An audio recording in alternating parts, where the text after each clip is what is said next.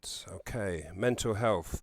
I'm sure that everybody, in one way or another, has been affected by mental health, especially during lockdown. Um, Depression, loneliness, lack of self worth. Who do you reach out to? Who do you correspond with? You can't have that face to face contact. How did it affect your mental health? In general, relationships, day to day life struggles. Is mental health a taboo subject in the black community? Is it something which we don't really reach out as black people? Do we know where to reach out? Do we know where to go? Are we open to open up our hearts and be vulnerable to speak about our inner thoughts, our inner feelings, where we think we need help? Are we capable? Do we want to open up and talk about what our heart is thinking? We're going to explore a lot of these issues this evening on the BPM. We have got 5 speakers. We've got Winston Lindsay, Shirley Adebayo, Dr. Sylvia Smith, Denise Barrett Hubbard, and Shireen Burrows, all in the field of mental health and social work. And we are going to have them speaking this evening. Now, I was going to show you a video, but the gremlins have jumped in. So I'm going to come straight to I'll tell you what, let's highlight myself. Let's highlight. And I'm going to highlight Mr. Winston. Add to spotlight, there you go. Send him a request to unmute himself. There you go. Good evening, Winston. Good evening. Good evening. Can you hear me okay? Absolutely loud and clear. Good to hear you. Okay, so if you would like to explain yourself and what field you're in, and talk about your presentation this evening, sir. Okay. First, let's say hello to everybody and welcome you here today. Today it's going to be a fantastic evening of discussion and debate, and you know that there are different perspectives that you're going to be hearing from. I'm sure many of you have many questions about some of the things that we are going to discuss today. So what I'm going to do, I'm just going to run a very short presentation. I just have 10 minutes, so I'm going to do my best to be succinct with time. And I'm going to be sharing a little bit about mental health and well-being, and some parts of that is about the men's perspective also. Because what we do know is that men is said to be the ones that don't speak up. They bottle things up, and when there's things going on, they don't share it. They just keep it to themselves. But over the years, I do believe that the door is widening regarding this area, and more men are now starting to speak up a bit more than usual. You can agree or not agree, but men are starting to speak a bit more. But we still need to continue, and we know that with men in the psychiatric hospital, we know that men, black male especially, are a high proportion of individuals on a section, and then their white counterpart.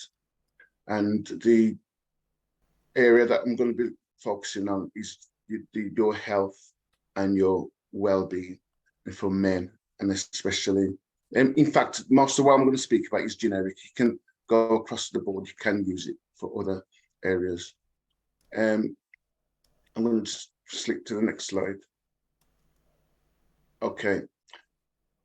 I'm just going to read from the slide, and if anyone got any questions or queries, just put it in the chat and we'll deal with that a bit later on.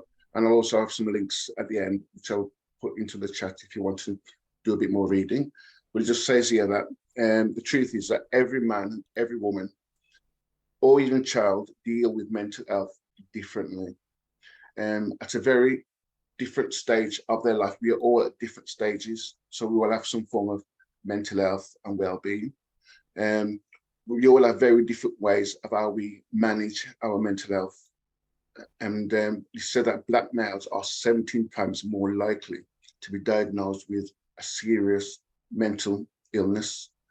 And amongst the 5 broad ethnic groups, the known rates of detention for the Black British group are over 4 times of those from our white counterparts.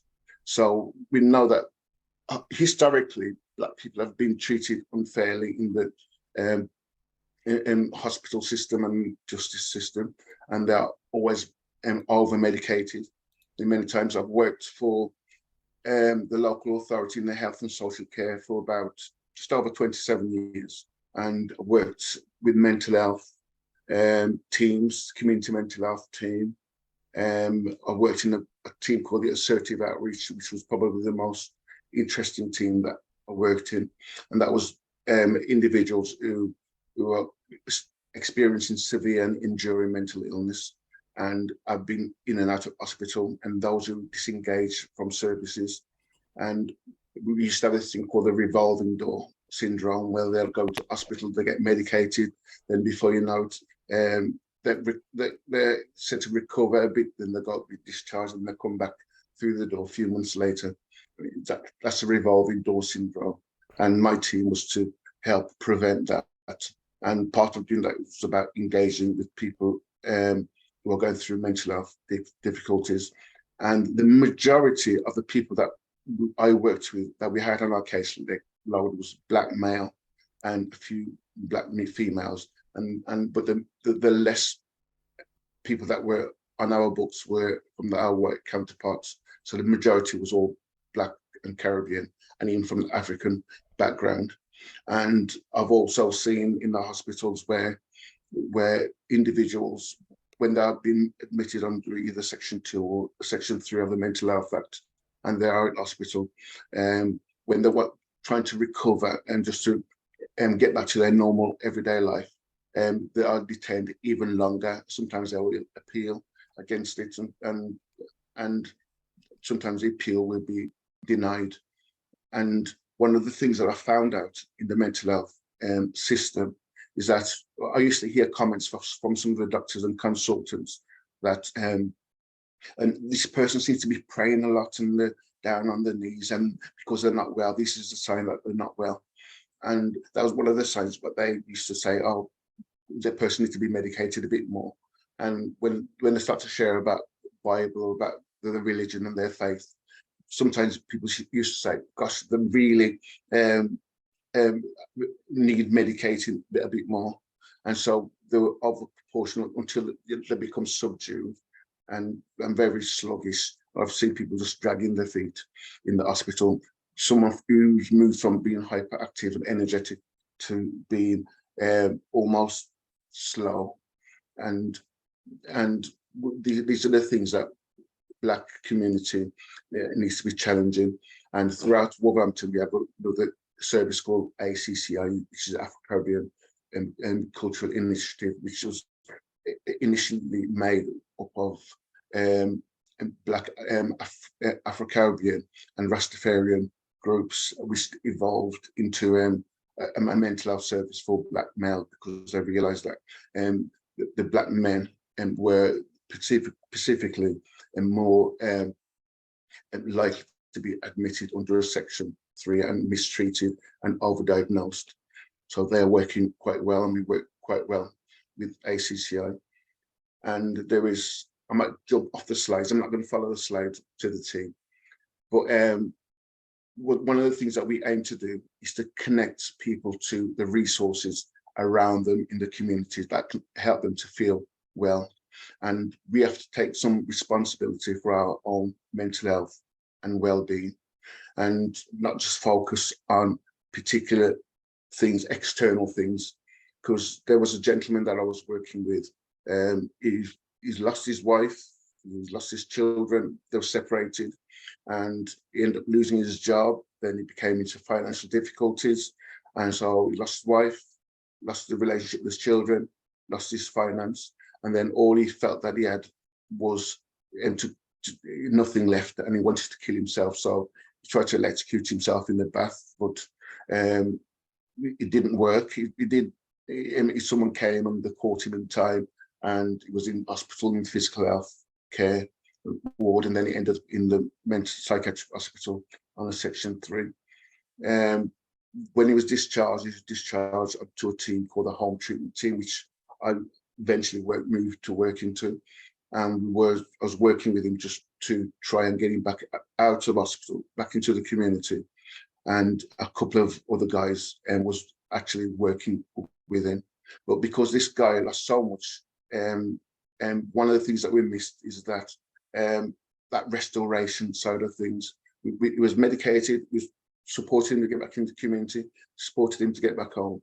And then, but this guy was saying, yes, I'm okay, I'm well, I'm feeling fine. And everybody thought, wow, it's a miraculous healing. Within the space of 5 to 6 weeks, he was discharged for mental health facts, discharged from hospital, discharged from the home treatment team.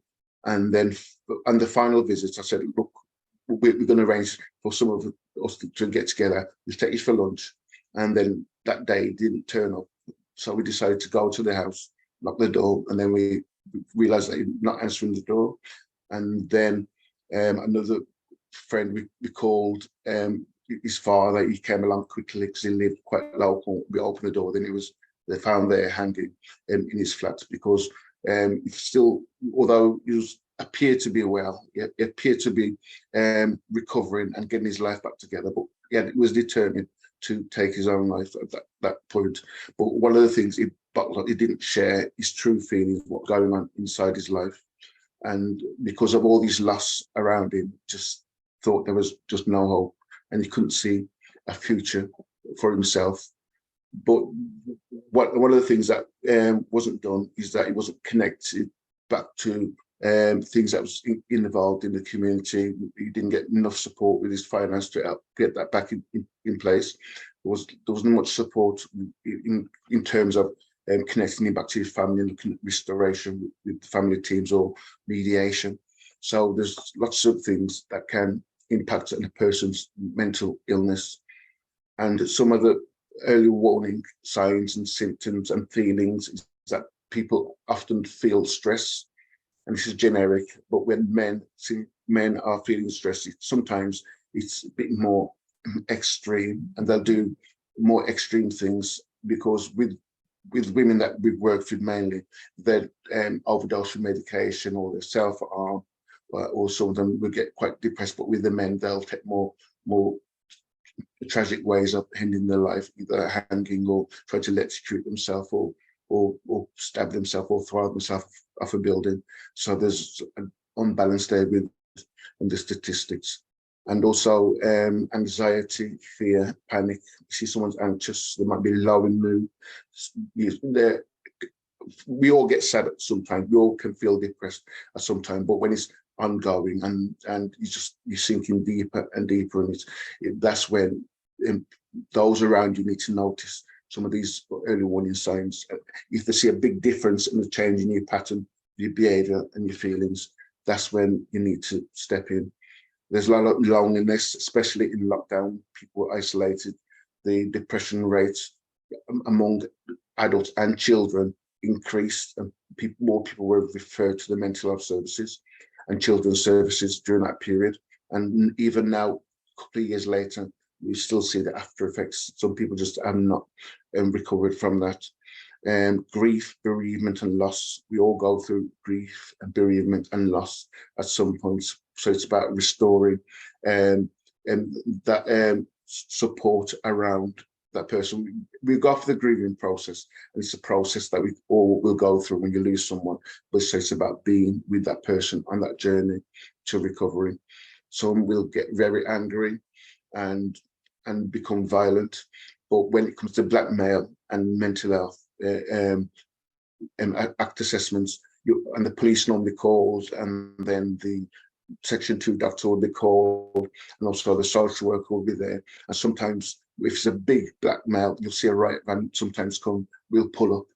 But if it's a white female person, you'll just see probably the social worker and the doctor, and just the three, and the mental health worker will normally there. But black male are portrayed as being more dangerous and aggressive, so they are treated differently on the very first instances. And some of these other things can affect a person's mental health and well-being.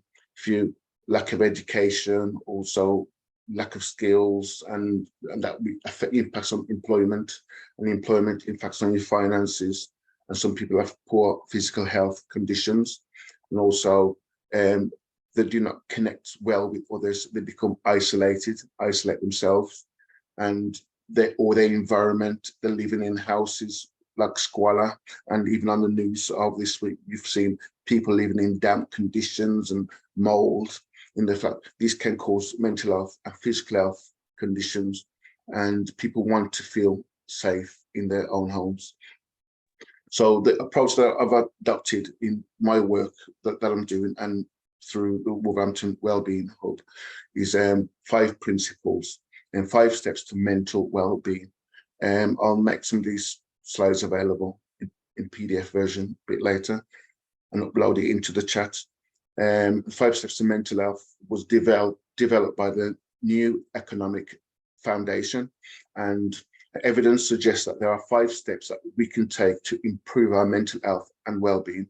Trying these could help you feel more positive and able to get most out of your life. Okay, and these 5 steps, number 1 is connecting with other people. So where you are, someone is lonely, or even if they're in a group of friends, you can still be lonely in that setting. And so it's about building good relationships with individuals, and just take some steps to go out and make connections with others. And where someone can't do that, it's good for others to recognize that and go and make connection with that individual. And it's important for good relationships. It's important for your mental health and well-being, and talking to others.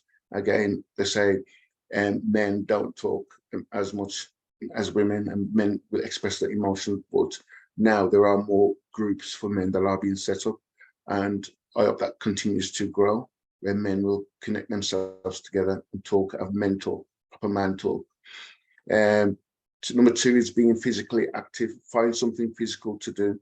Be active. In Wolverhampton, we have this reward scheme now that's going, where it's trying to get everybody in with a watch, one of those watches, and a phone app where you monitors all your steps and exercises. So there's a big drive in physical health and well-being. It's called the Better Health app, and also it's good for our own physical health. Once we do an exercise, it gets your blood going, and it helps you to feel more relaxed. Learn new skills. It's always great to learn new things, and it just shows that you can grow, you can develop your own skills. And sometimes people say, "Oh, I'm too old," or "I can't do nothing else," but we can all do some things. And even today, you see 60-year-olds and 70-year-olds who got mobile phones and on Facebook and YouTube, and years ago we wouldn't even think our older parents and grandparents would be in that frame of mind, but they have learned new things even in their older age. And giving to others, it's always good to give back to others, either in your time, even in your things that you have, personal possessions. Sometimes people give to charity, things that they don't need, things that are in good condition. Last year we ran this project called the Winter Coat Project, where people donated coats and warm clothes, and then we ended up giving those out. And the amount of people that came in for these things, and we made connections with them.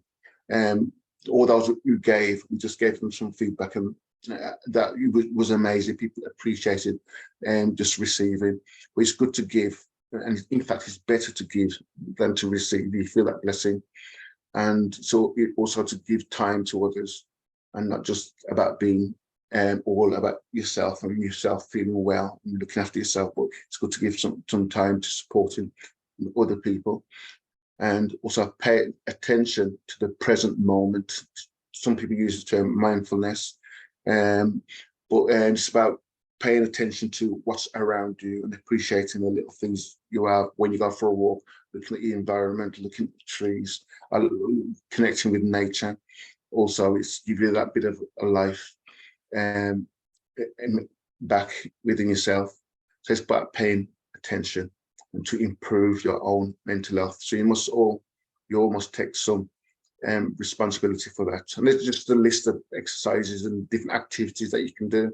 Some people do to boost their mental health and well-being. Some find new hobbies, take gardening, gentle exercise, go on a day trip, just go off on a day trip with a group or even on your own, and watch a video night, something fun, have a coffee morning or go for lunch with a friend or a group, and just do something different.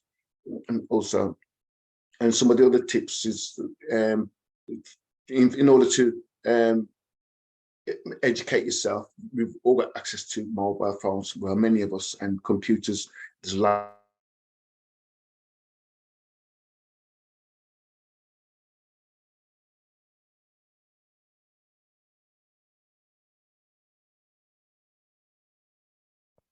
One, two, 1, 2. Is it me or has he frozen? Has he frozen? Yeah, I think he's frozen. Right, okay. Okay, let's give him another few seconds. If he doesn't come back, then Shirley, you are going to be up next. Yep, it looks as though he's definitely frozen.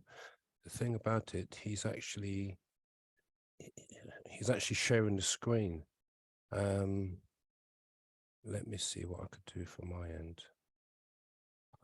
I need him to unshare his screen. But are you both not sharing it, Harvey? No, he's sharing his screen. Oh wow. Yeah, he's sharing his screen. So let me. I've removed him from Spotlight, but his screen is still shared, which means swap video, full screen. No. I think he needs to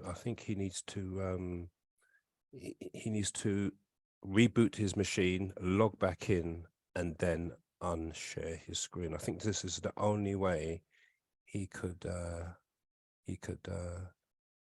let me see if I could share my screen and that will knock it out. Let me just see. This will stop. Yes, it will, I think. Well, let me just see.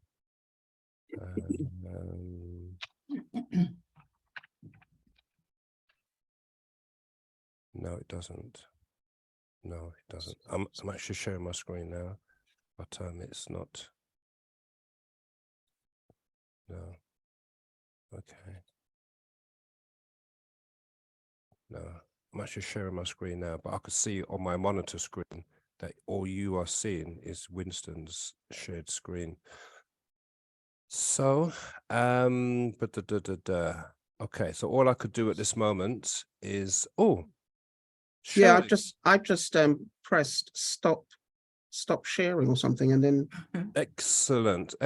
So in that case, that was a fluke, wasn't it? Well, there you go. So Shirley. Good evening. Good evening. Yes. Good evening, everybody. Shirley, before you continue, can I just say to the platform, inside the Zoom chat, please feel free to leave comments. If anybody wants to come on and say their bit, contribute to the evening regarding comments and such like, then please feel free. Just raise your hand if you know how to raise hand on the Zoom, or just directly send a message in the Zoom chat and I will unmute you. And that's if you want to interact with one of the panel guests or you just want an individual comment. So please feel free. The platform and the Zoom chat is yours. Shirley, good evening. Okay, thank you, Winston, if you're listening. I'm not sure I can follow that, but I'm certainly going to try. So my name's Shirley, and I'm a trained nurse, though I haven't worked on the ward for a very long time. And I work with children as a health visitor. And I have a second career as a counsellor or psychotherapist, of which I've been doing for about 5 years. And I counsel couples and individuals. So if I just clarify that the psychiatrist, just to make some definitions here, the psychiatrist is a medical doctor, and they can prescribe medication. In fact, they diagnose, prescribe, and can treat. A psychologist will a psychologist can also be a doctor, but they haven't been to medical school. It's normally through a PhD. And they often treat what the psychiatrist prescribe, especially if it's like talking therapy, and they learn about sort of the interaction in the brain and such forth. And then you have a psychotherapist who mainly deal with relationships. So you can have a family psychotherapist, you can have different, we call them modalities, such as, systemic, one-to-one, personal-centered, different ways of working. But you can also have psychiatrists and psychologists who have done additional training to be also a psychotherapist. I hope that doesn't confuse you too much.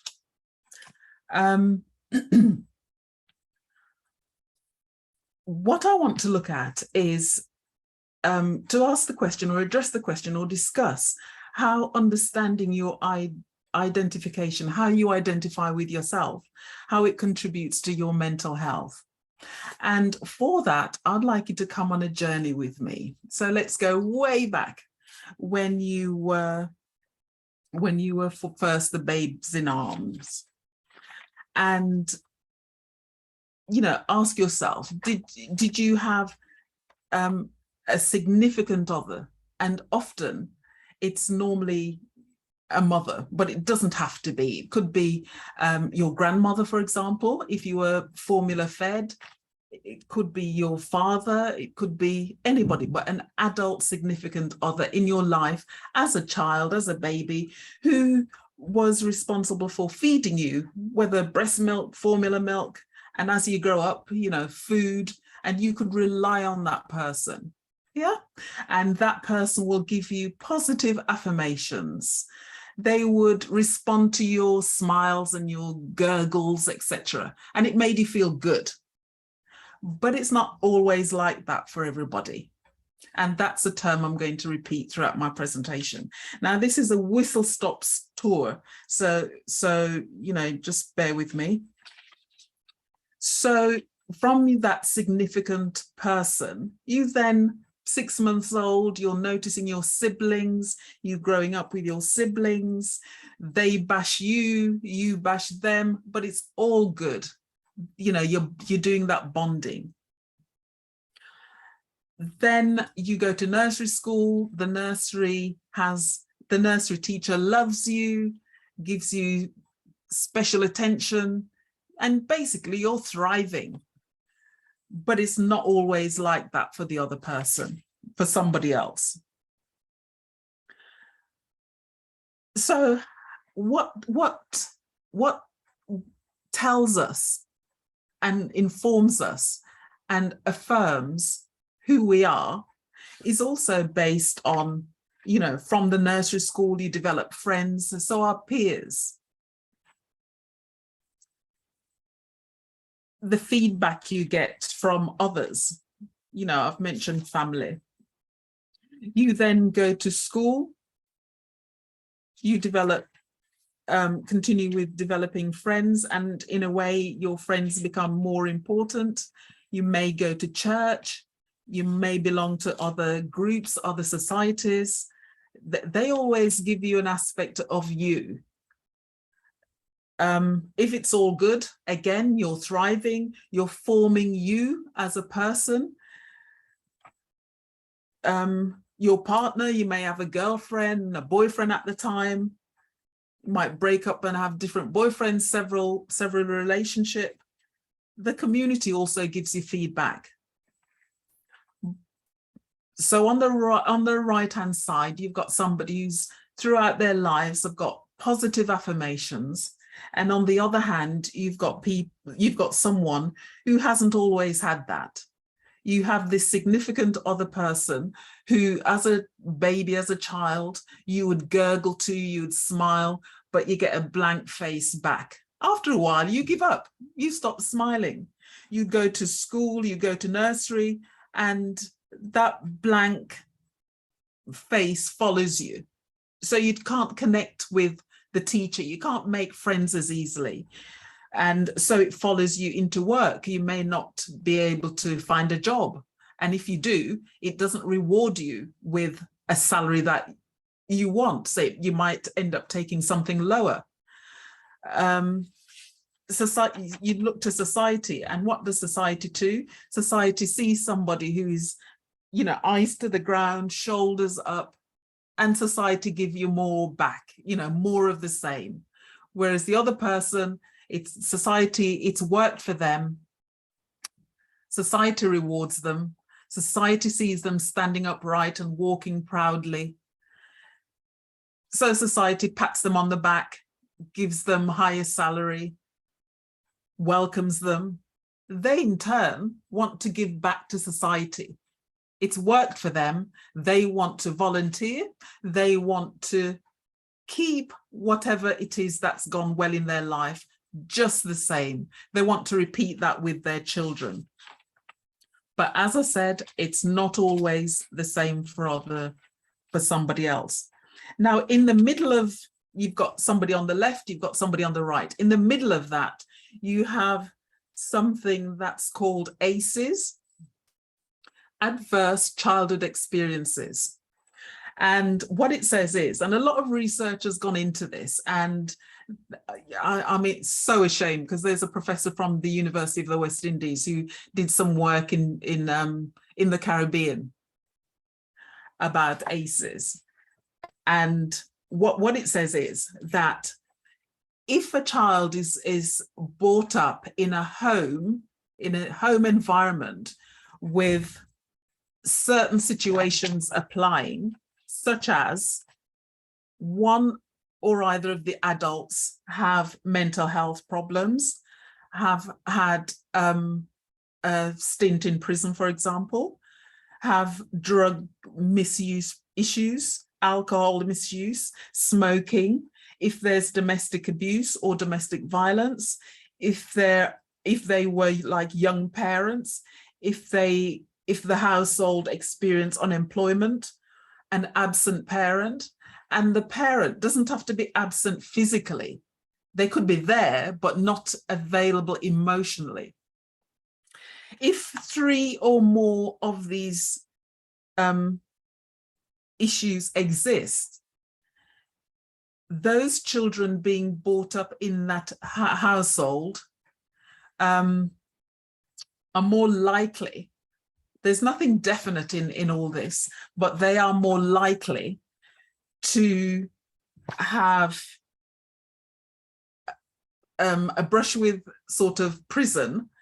They're more likely to develop diabetes, raise blood pressure,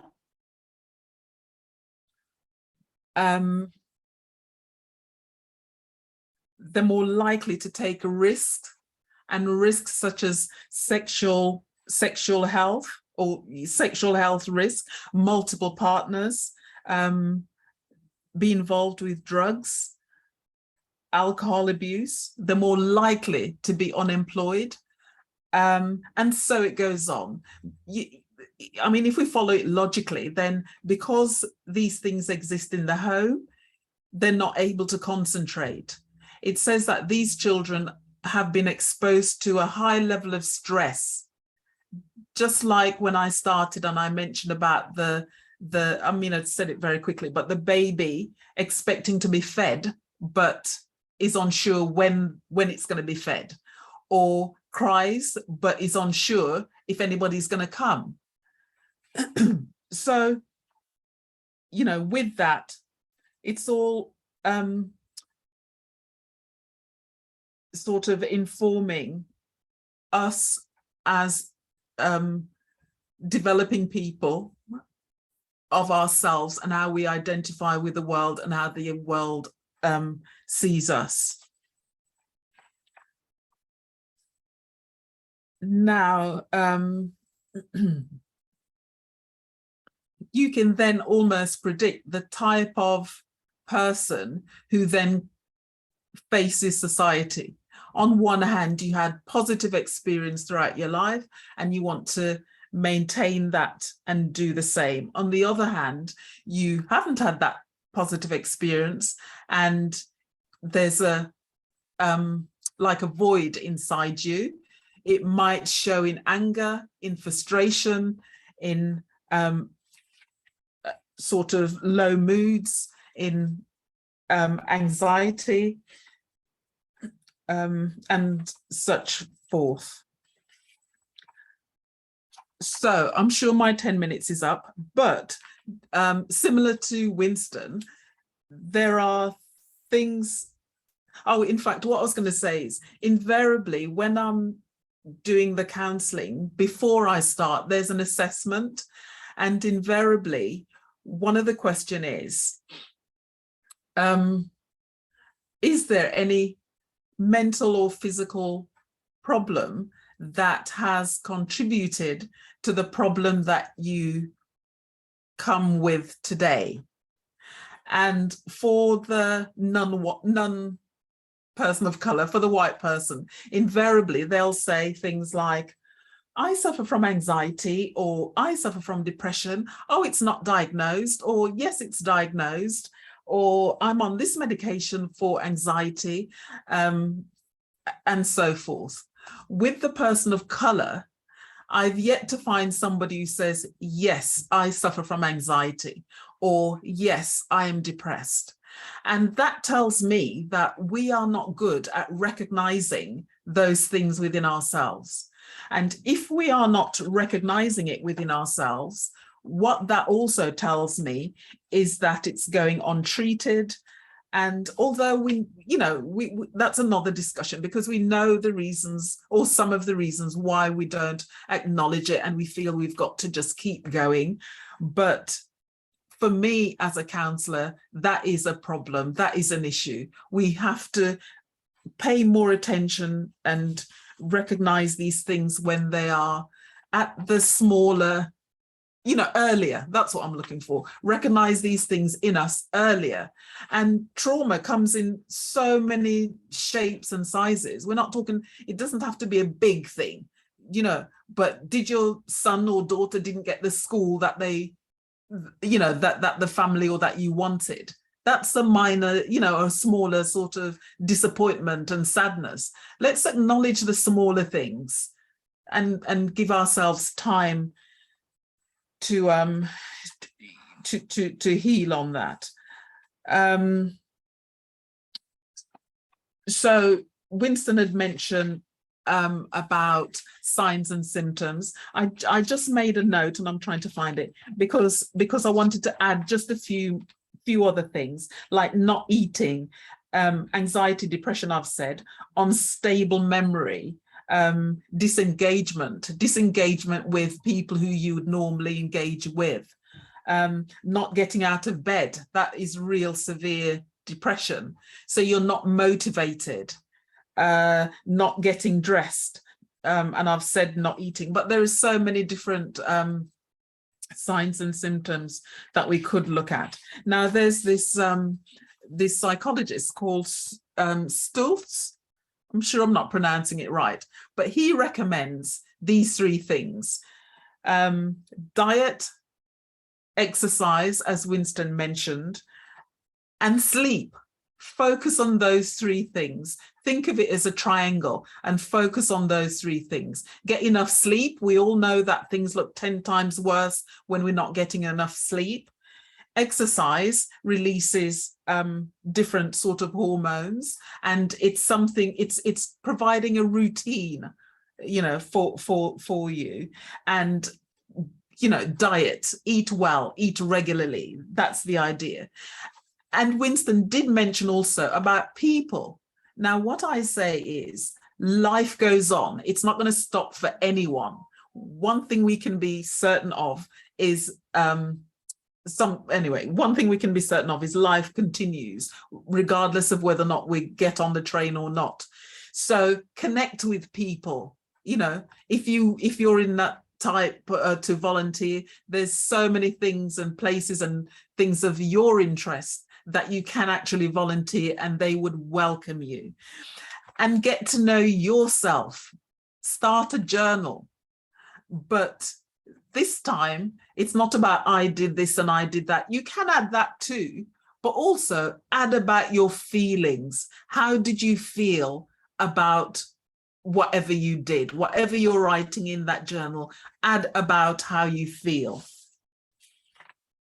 And on that, I will close my presentation and say thank you very much. Thank you very much, Shirley. Now we have got a hand up from, we've got two hands up actually. Before we go to Dr. Sylvia Smith, let's, Ray's got a hand up, but we're going to go to Mindstro. Good evening. Thank you. Can you hear me? Yes, loud and clear, sir. Greetings all, and a massive commendation to the people who organized this. We need this conversation and many more others like this. I'm going to be brief. I'm taking the action straight to the NHS. I am collecting names to do what we would call in the UK a group litigation. Excuse me, sir, before you continue, just explain who you are and sorry. And who do you represent?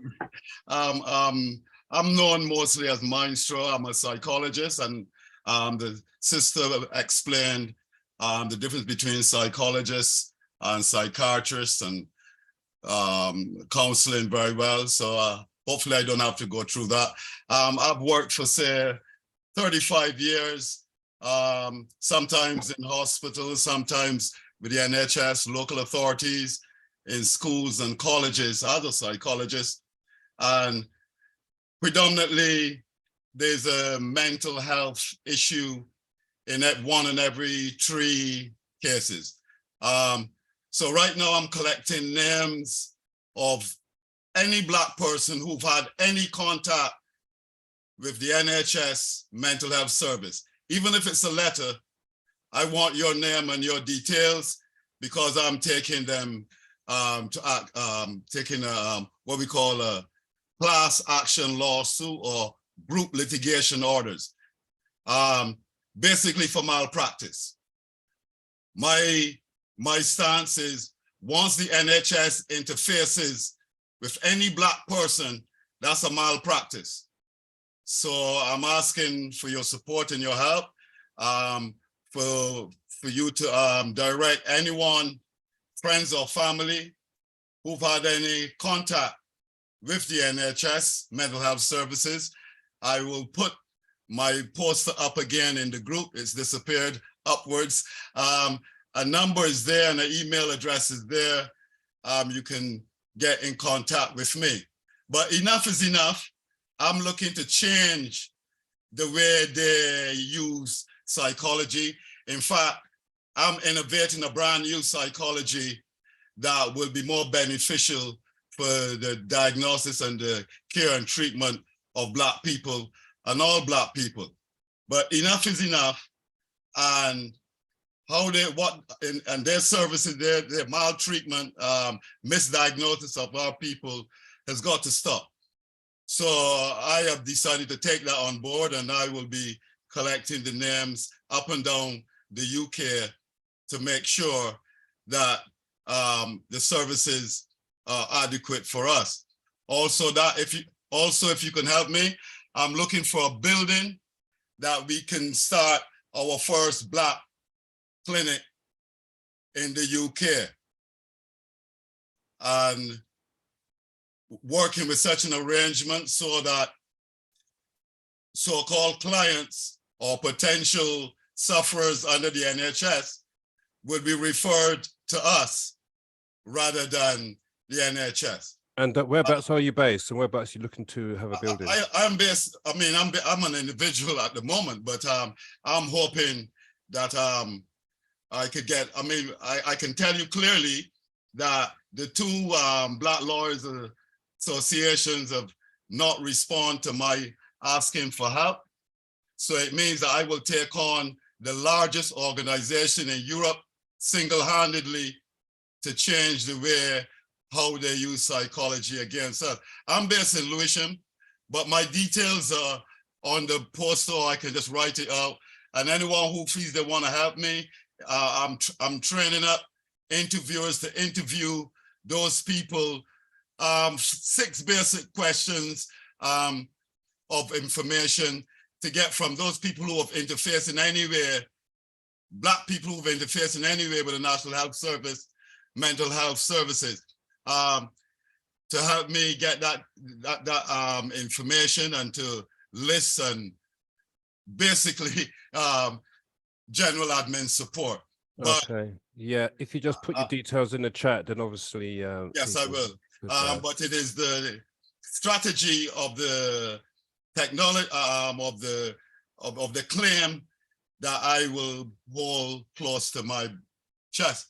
But as we well know, in general, Black people interfacing or coming into contact with the NHS mental health services is a malpractice to start with. Okay, so I'm going to stop you there because we do get the points. Thank you. Thank you very much for your participation this evening. And we had another hand up. Ray, do you want to come on? Yes or no? Hands up, or she's thinking about it. I'm going to unmute you anyway. Are you going to unmute yourself? Yes, you are. Good evening. I don't think we had a question. We were just clapping for what the last the comments that we were hearing. Right. Okay. And what do you think about what you've heard so far this evening? Very, very interesting. Very interesting. That's the first time. My daughter works as a nurse in mental health, and she sent this to us. So we thought, well, let's see what it's all about. And I was really interested. And one of the speakers were talking about when somebody has mental health, what they know, different things they notice about them, and they just think that they're getting worse, and so they give them more medication until they don't even know themselves. Little things like that. I'm interested because I talk to people all the time. I like people, and even though I haven't got somebody in my family right now with mental health, this information comes in very handy, so I appreciate it. Yeah, and do you find in general that people who are suffering internally, they in general don't know where to go, where to reach out, who to contact? Yes. Okay. Yes. And another little point I really like is us Black people, we're not really forthcoming with how we really feel. Correct. Maybe something we look at it as something taboo, but it's a real serious problem and we need help. So we have to learn to open up.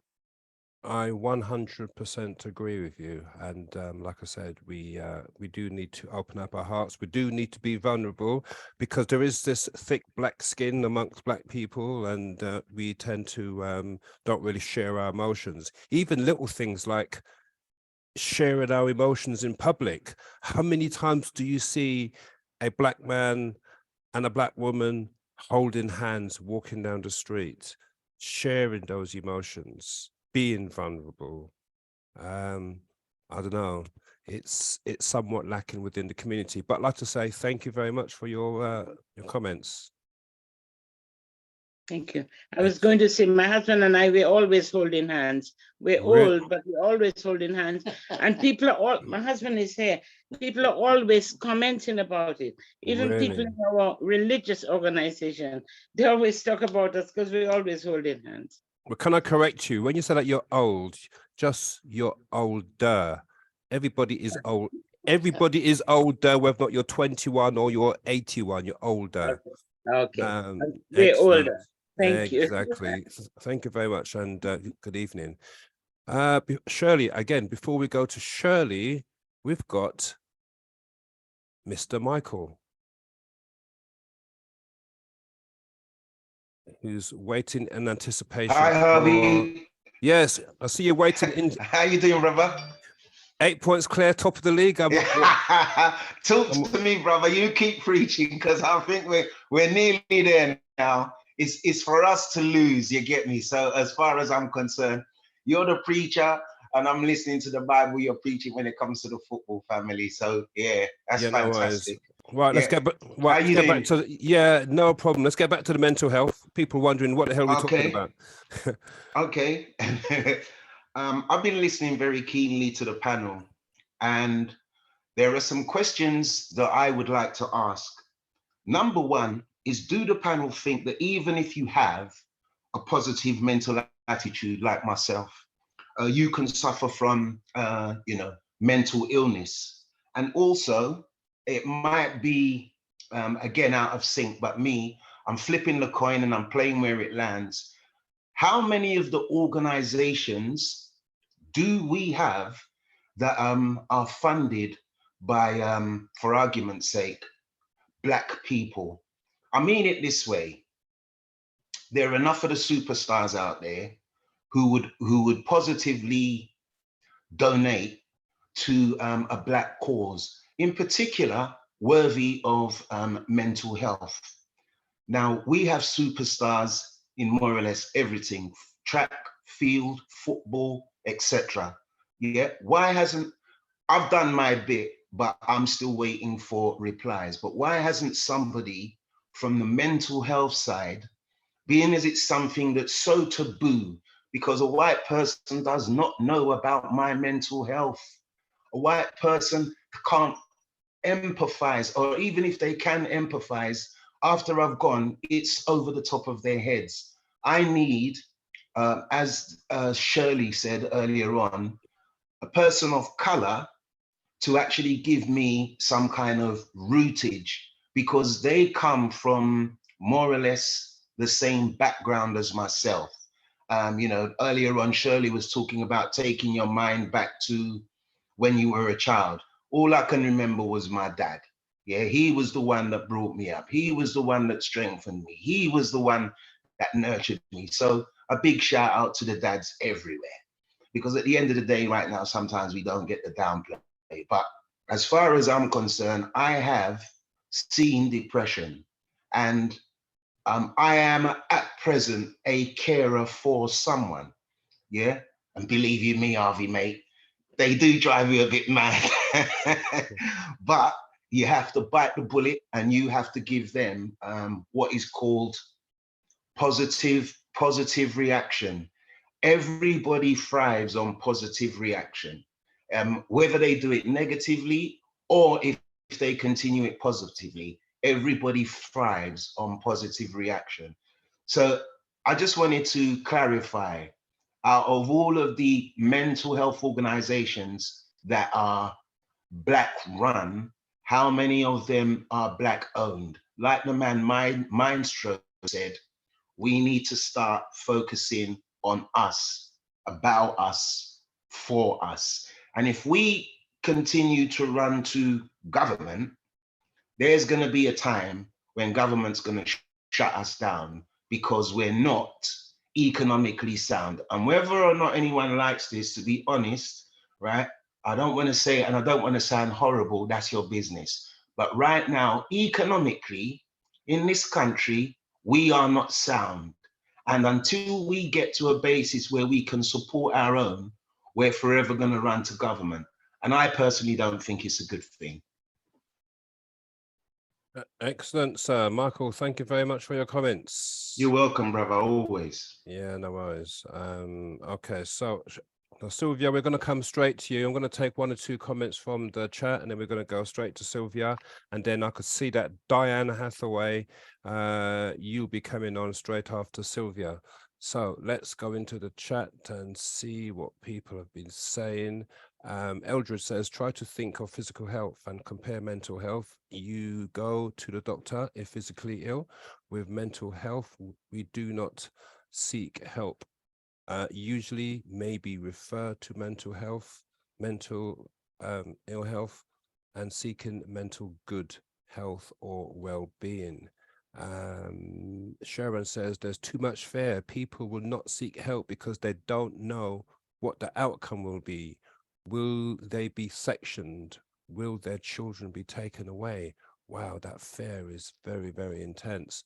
And I'll take a while. So when she says we really need more Black counsellors who can relate to us. Now, I don't know about you guys, but I was born in 64, and up until now, 70s, 80s, 90s, 2000s, if ever you're depressed, if ever you need to seek help, the only organization that all of us seem to be referred to is the Samaritans.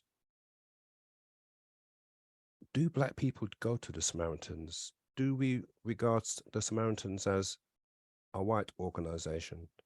Because in the chat, Everine said we need more Black counsellors to relate.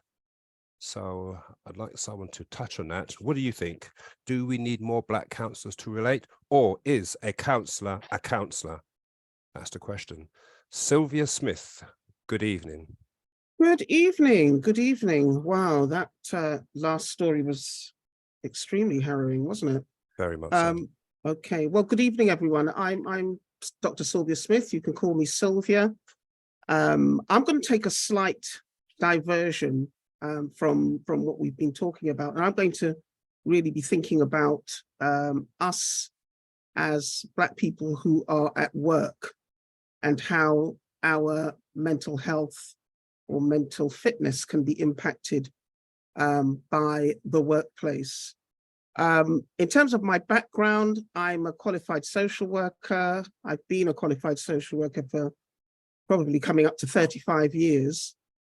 And more recently, perhaps in the last 20 years or so, I've kind of split my time between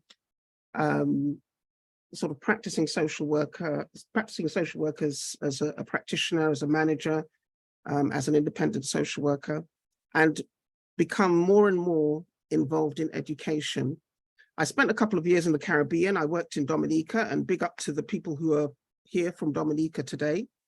I spent a couple of years working there in the one mental health unit on the island. And then I worked in a medical school as a school counselor. I really became really interested in mental health when I worked in the Caribbean. Prior to that, I was doing regular social work, child protection, et cetera, et cetera. But I think for me, when I spent time in the Caribbean, even though I was there, I have a huge extended family, but my immediate family were not there, and I missed them terribly. And I came into close contact with my own feelings of missing them terribly, feeling low from time to time. So that really helped me to think about mental ill health and mental fitness. But that's not why we're here today. I'm just really sharing how I become more and more interested in mental health. So I'm going to try and stick to my 10 minutes, if possible. And I want to look at how work impacts upon our mental fitness and well-being as Black people. And whilst I'm primarily referring to health and social care staff, you know, I'm someone who works in health and social care, the sector. So I'm really interested in how those people manage their own emotional well-being and how that in turn can impact on the people that they're working with. So I'm very, very, very concerned about how those people who do that work handle themselves, because just as my other colleagues have been saying, it is absolutely essential that we have knowledge of self when we're doing this kind of work. Because if we don't have knowledge of self and we go into this kind of work with our own issues, that could impact on the people that we're working with. Okay, so that's very, very clear as far as I'm aware, and as far as I can see. So health and social care played a really important role during the pandemic, and it's going to continue to do so, because we're now, and again, some of my colleagues have alluded to that, we're seeing what is happening now. People are we coming out of it? I don't know, but certainly the remnants of what COVID did and intensified. And then of course we had the, the horrendous murder of George Floyd, for the world to see. All these things are impacting on our mental health. We've got the economic crisis that's around, we've got political change that's going on, we've got wars in different places. All these things are going to impact us as well. So in many respects, it's really critical for the organizations that we work for to ensure that we are not adversely impacted by the work that we're doing. I'm talking about health and social care workers, but I'm sure for many of you who are working, you have your own stories to tell about what it's like being at work, potentially where you're experiencing racism, experiencing bullying, and all manner of things in the workplace. As an educator myself, I'm committed to sustaining good mental fitness amongst the people I work with, especially when they have to be dealing with sort of difficult and challenging scenarios. And as I said earlier, it's really important that we have a good sense of ourselves. One of the things that I think a couple of people have been saying is that, depression is around. Some of it may be low-level depression, but some of it may be extremely serious. And we as a people, I guess, we need to be more concerned with what is going on within us. And I think some of my colleagues have alluded to that today. For Black employees, Black staff, racism in the workplace is a thing. It is absolutely a thing. And what I have done is I put the links of 2 podcasts that I recorded recently. In fact, one of my guests is actually here.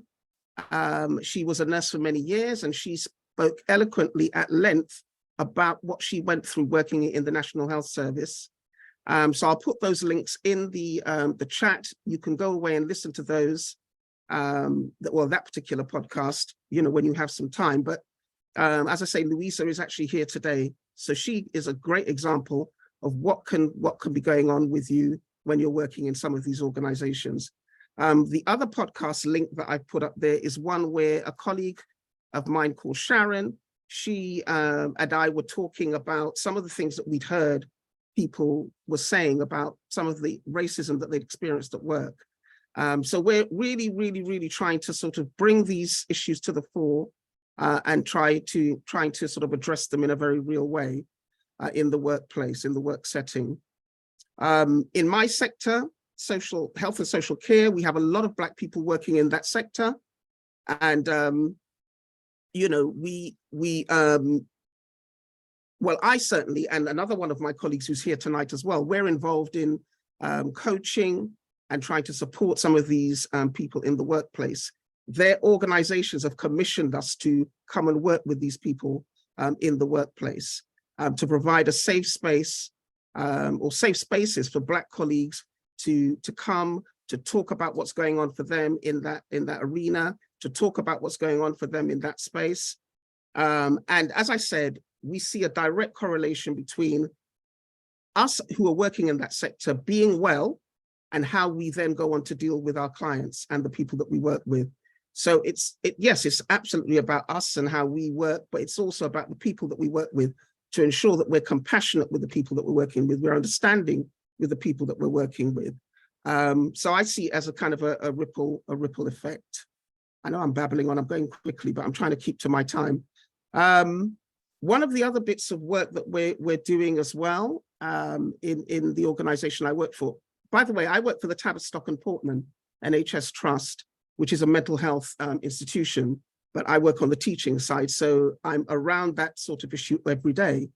And one of the things that we are doing as well, as I say, another colleague of mine is here, we are working in mixed groups of white workers and Black workers, where we very much confront issues of microaggressions, systemic racism, whiteness and what that means in the workplace in terms of white supremacy and so on.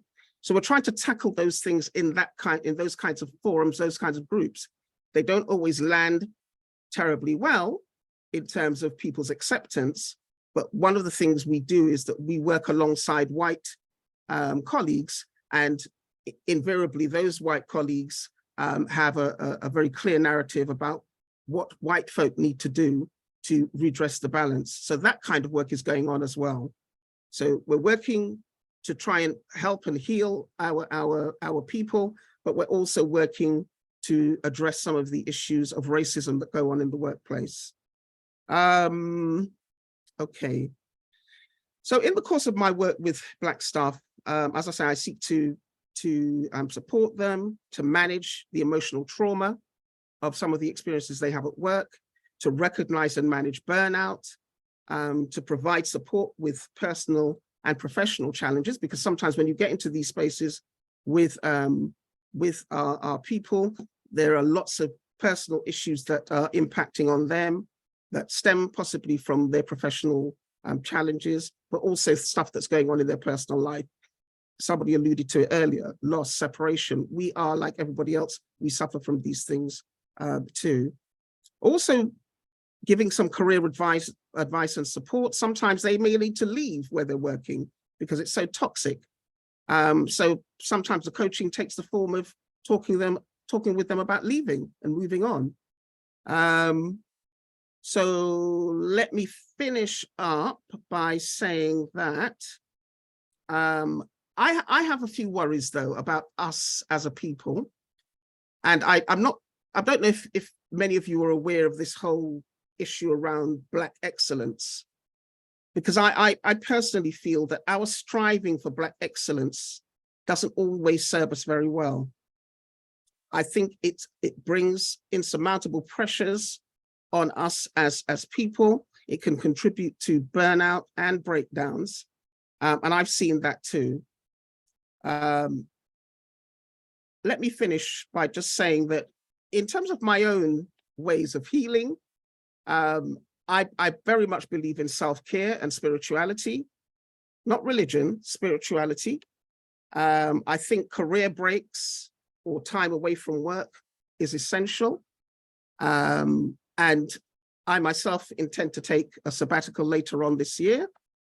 I think that we have to bring out the information of support that may be around. There's lots of organizations that have employee assistance programs, which have counseling, therapy within them. And within those schemes, you will find Black counselors. And you know, that is absolutely, I know quite a few of them. I also believe that developing interests outside of work is also critical, essential. I enjoy music. I enjoy spending quality time with my friends and family. And I think to build, you know, to really enrich and build your life outside of work is critical. I'm also going to put another link into the chat, which is a short video, which talks about some of the subtle racial slights at work that go on for us as Black employees. And some of them, I'm sure you'll recognize them. The video is only about 3 minutes long, but I would suggest you have a look at it and pay particular attention to when the researcher talks about our assumed lowered intelligence. That's us as Black people. It's often assumed that we are of lower intelligence. She also talks a bit about how roles are assigned, how we're bossed around and told to do this and to do the other. There's also a sense of our own invisibility in terms of the workspace. And she also talks about microaggressions, not microaggressions as they are small things, but they are things that go on a continuous day-to-day basis, which can contribute negatively to our mental health and our mental fitness. So that's me. Thank you so much. And any questions, please share.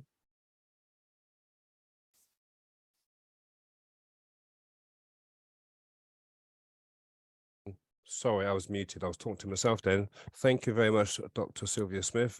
Great presentation. Can I ask you a question? I'm just going into the chat regarding a comment by, I think, well, I know who it was. It was Sharon. She said, well, I'm going to ask you her question. Do you think that the taking of weed, which is very prevalent within the Black community, especially with the young males, do you think that is a major contributory factor regarding their mental health? I mean, others could answer this. I think for some people, yes, but it's not one issue, is it?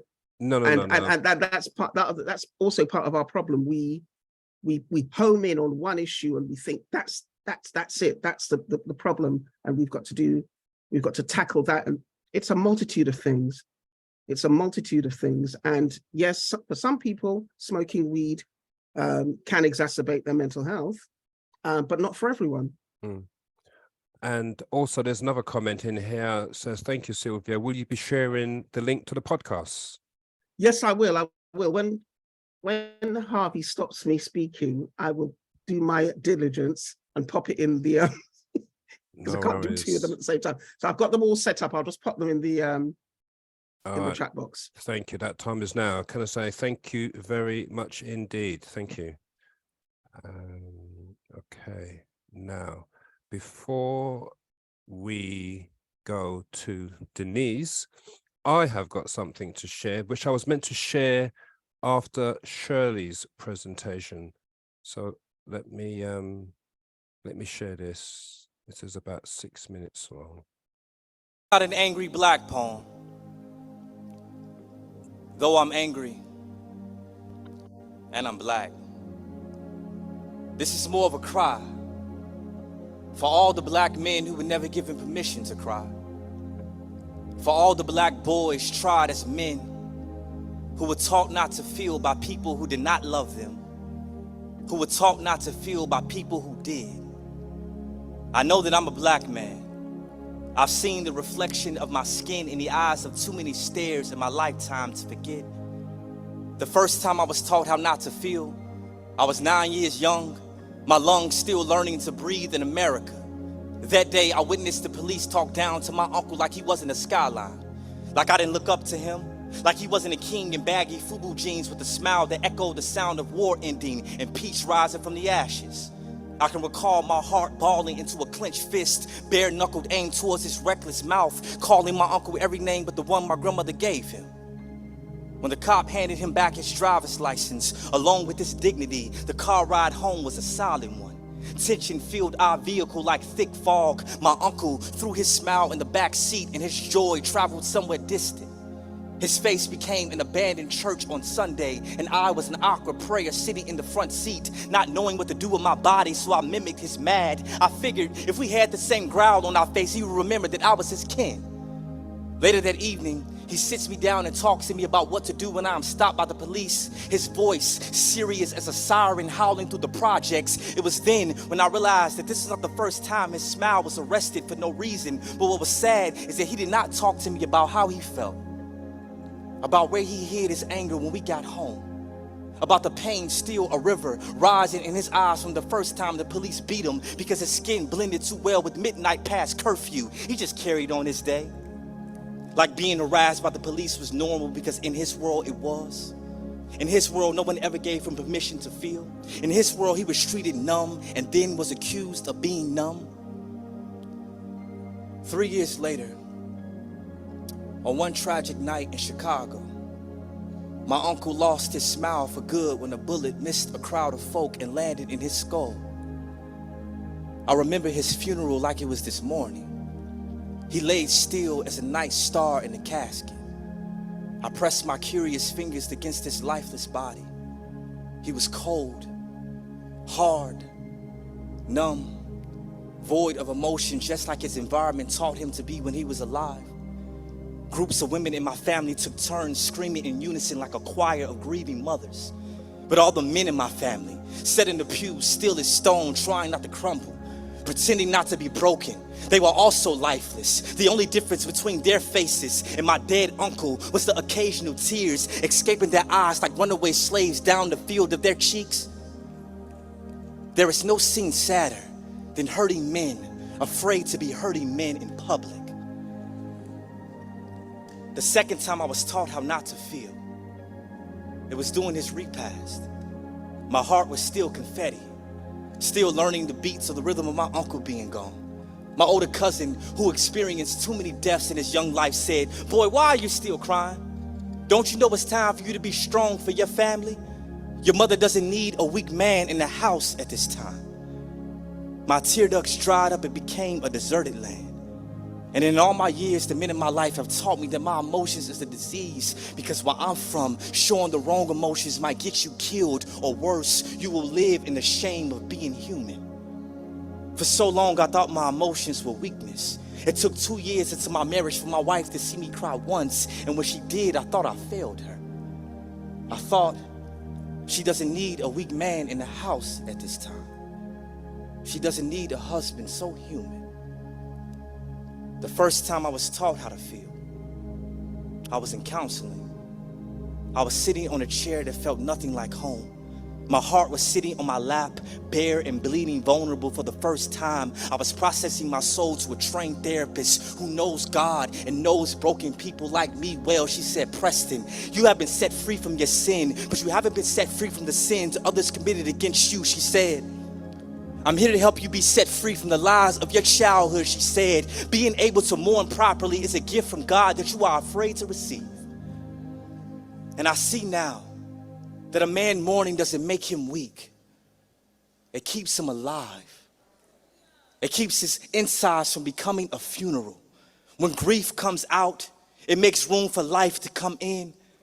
For so long, I've been holding my breath in fear that breathing will make me look like less of a man, not considering the God who made my lungs or the air that feeds them. Where I'm from, no one points us in the direction of counseling. So what are we to do with all this trauma trapped in our bodies? This last year, God has shown me that it's not just his job to make me his, but he's using therapy to make me whole. This is the end of the poem, because I don't have this emotion thing all figured out yet. But I know one day God will complete the work that he started in me. And on that day, I will smile like no one's watching. I will laugh like I found a fistful of joy. And I will cry. Y'all, I will cry whenever I feel like it.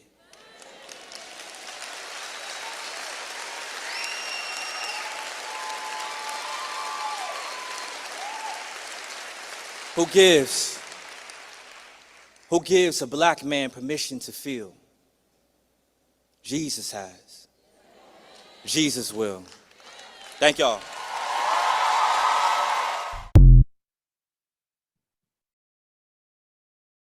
Wow, I can see by the comments in the chat, very, very well received by the comments inside of it.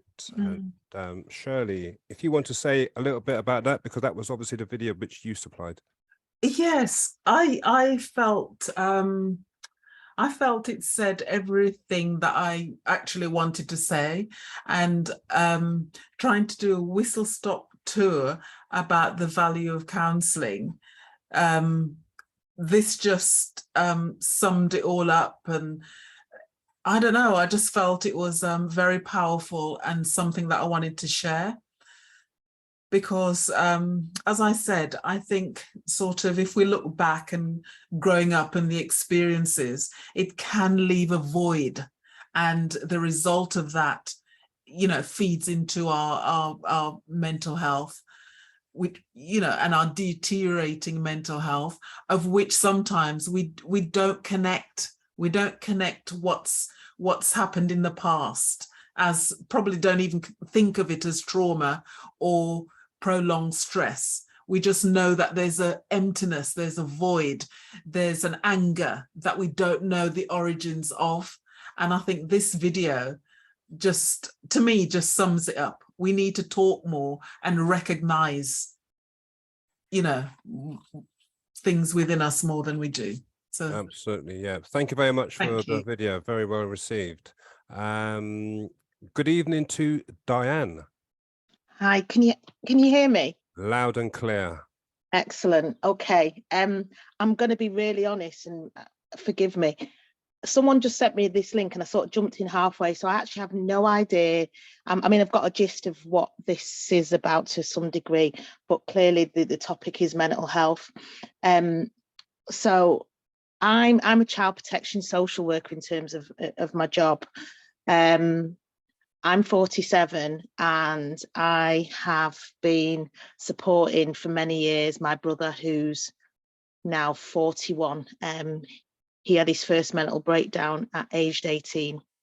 And I think I just want to I'm going to be really quickly sort of tell my story, because I feel like every bit of subject that I've heard today, I've touched on in some way, shape or form. So my brother from a very, very early age was smoking weed, I think from about 13 with his friends, a lot. I also now recognise when he was a lot younger, he potentially had autism, but back then they didn't have no understanding about things like autism or anything. He was very, very different, but he was labelled an unruly child at primary school. It had a ripple effect. At 18, he got with a girl and he was smoking weed. His best friend by accident killed himself. And a combination of smoking weed like he did, drinking, being kicked out of my mum's house because she couldn't deal with his behaviour. He met a girl who, gosh, I don't know, just relationship issues. His head went, and he was sectioned. He has never come out of the mental health system. My experience of the mental health system is shocking. And it is literally just about medicating for Black people, I think, personally. I'm shocked at how overrepresented Black men are in those mental health hospitals, because I'd visit him regularly. But basically, it's all about medication and containment. I have fought tirelessly for my brother to get actual therapy. I don't know how many meetings I've been to, care coordinator meetings, treatment meetings that, you know, I get invited to, and I'm saying, I know my brother's story. These are the issues. These are the triggers. This is the trauma. He don't need no more testing, that tablet, this tablet. He needs therapy. And the common theme that I keep getting is that, you know, he needs to be stabilized. He needs to be at such a position before he can access. He's never ever been offered any therapy. They just use him like some guinea pig with medication. He's a very intelligent guy. There's been periods where he's been well and he's been out in the community, but very quickly, if he stops his medication, I've seen a deterioration. And he has been one of these people who's walking down the street and people refer to him as mad. You know, the community, I would say the Black community are so unsupportive when our own people are not well. I really personally really struggled to get help. I felt very, very isolated in it. Anyway, I'm trying to fast forward. He's still in the mental health system. He was one of these people, I don't know if anyone heard it, Prestwich in Manchester, where staff were abusing people. He was one of them. I felt so much guilt because he talked about some of the things he was experiencing, and at the time I just thought he wasn't well. But when I watched the programme, all the dots were joining. For me personally, my job as a social worker, I've experienced, oh my God, such very subtle, indirect racism from management. Right at the very beginning of my career, I had a really bad experience with a manager, to the point my hair dropped out. I had spasms in my face and I was getting pains in my chest at the time. It's only now 5 years on, and educating my own self. And when I say educate myself, I'm talking on YouTube and digging deep and trying to understand what was going on for me. I realised that that very first experience in the workplace had traumatized me to the point every single workplace I went in, my biggest focus was the manager. What were they like? What was their agenda? And how can I get on with this person? And little subtle things would trigger me. Combination also of through the education, I then also very quickly realised that some of my childhood experiences, so I was raised in a household where there was domestic abuse. I saw things I just shouldn't have seen, but I think I was one of these soldier children who just found a way to cope. And it was only through me educating myself through things like YouTube and some of the, obviously, the education that I got through being a social worker, that I recognised I was one of these people who had a combination of ACEs, adverse childhood experiences. And I realised how that then impacted on my relationships with people. Fortunately for me, I am actually one of these people who's quite open.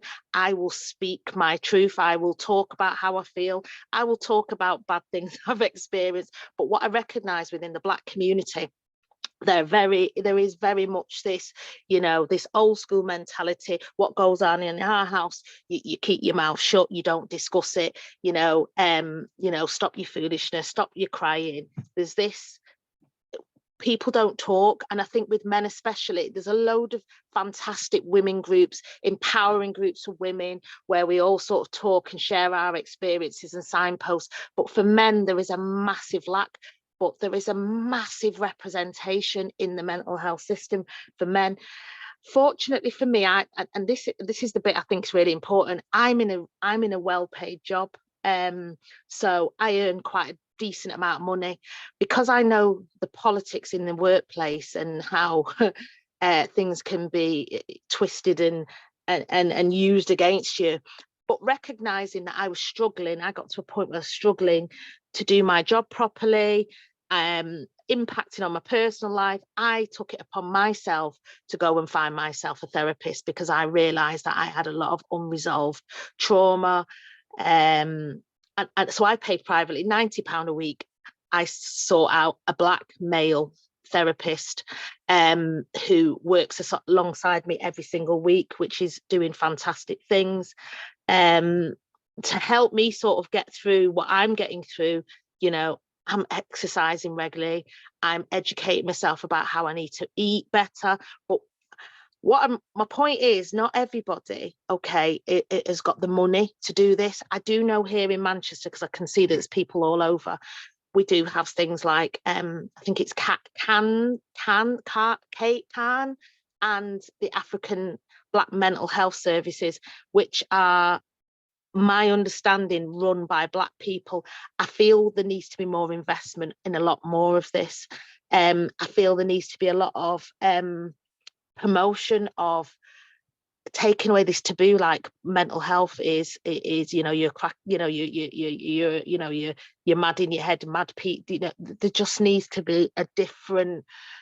There needs to be more push on let's talk about what's going on.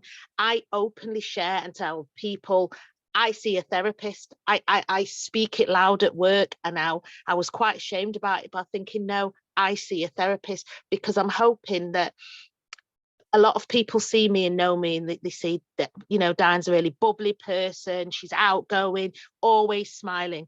That was a facade that I've learned to do, but people don't know underneath what's been going on for me for a long time. And I just think there needs to be more support in the Black community, I'd say particularly for Black men. I think there's a massive lack in terms of going to a white doctor, trying to talk about the politics that's going on and the sort of racism in the workplace. They're never going to get it. They're never going to get it. There needs to be a lot of education, you know, with the Black and white counterparts. What was the other thing? I think education for me is the key. This kind of thing, what we're doing, is paramount. I feel us as Black people need to understand ourselves. We need to understand the families in which we're raised in, and how actually in today's society, some of it's left us quite damaged, really. You know, yeah, so that's kind of really my point I wanted to make, really. Well, Diane, I'd like to say that was a very, very powerful speech, and yeah, just like to say thank you very much for coming on the BPM, and whoever sent you the flyer, thank you to them. Yeah. All right, thank you very much. No worries, thank you. Well said. Okay, Denise, who I believe is next. There she is. Denise is based in, I believe, Toronto in Canada. I've sent you a request to unmute yourself. Yeah, there you go. There Good. we go. Good evening. Good evening, everybody. Good evening, DJ Harvey. Good to be here. What a beautiful conversation. So today I am going to, well, first about myself. My name is Denise Barrett Hubbard. I am a CAM certified psychological health and safety advisor. What does that mean? What do I do? I'm also the director of the World Black Mental Health Organization. We serve as the only mindfulness-based 24-hour crisis line and humanitarian social justice agency without borders. Basically, we're concerned about the mental well-being of Black people all around the world. And so what we're doing in this moment, collaborating with you, DJ Harvey, and with the other professionals that are UK-based is wonderful. And we just travel around the world and get a pulse on people of color and their mental health and well-being, and what they're doing, how they're being served, if they're being served well, and if they're not, how we can improve it collectively. And so I just want to thank you for the opportunity and just say that I am so pleased and honored to be around this group of panelists, as well as I'm really excited about your commitment to the mental health of Black people in the United Kingdom and beyond. So what I do is, in terms of what I'm going to be discussing today, is finance against sex trafficking, and that has to do with our young people and the online activity that has been taking place online. More importantly, it had increased and escalated during the pandemic because schools were closed down, children were home, and the opportunity was there for much more online activity. So I work at mobilizing the financial sector against exploitation. With that, I have joined in with the Canadian Centre for Child Protection. We take reports of online child exploitation, we report it in, and this is a global effort, actually. They can report it to our local police, who then in turn partner with Interpol. And so as of recent, we had cases come up within the Caribbean, and we were able to report it in, and through Interpol, report the perpetrators of those online criminal activities and exploiting of children. Basically, you can go online yourself if you feel that your child may be involved in online activity that you're suspicious of. I highly suspect monitoring. There is also a link, which I will provide before the end of the session today, where you can access tools to know how to identify whether your child may be, spending too much time online, and maybe find out whether they're doing so safely, which is very important. The last thing I think I wanted to touch base on was, just give me one moment, please. Almost there. Denise, while you're setting it up, I've got she's going to be 11 in where are we now? She'll be 11 in 3 weeks' time, and I am about to literally in the next few days give her first phone. Wow. Exactly. Wow. And now, apparently, she's the only girl in her whole year who hasn't got a phone yet. Every child has got one, but me and my partner has been very reticent in giving her a phone. But she does turn 11 in a few weeks' time. I am obviously concerned about the online, the WhatsApp groups. Apparently, there are a few WhatsApp groups already out there with their friends and whatnot, and I'm worried about her potential mental health once I give her the phone. What advice can you give me as a parent in this first time situation that I've experienced, that I'm about to experience?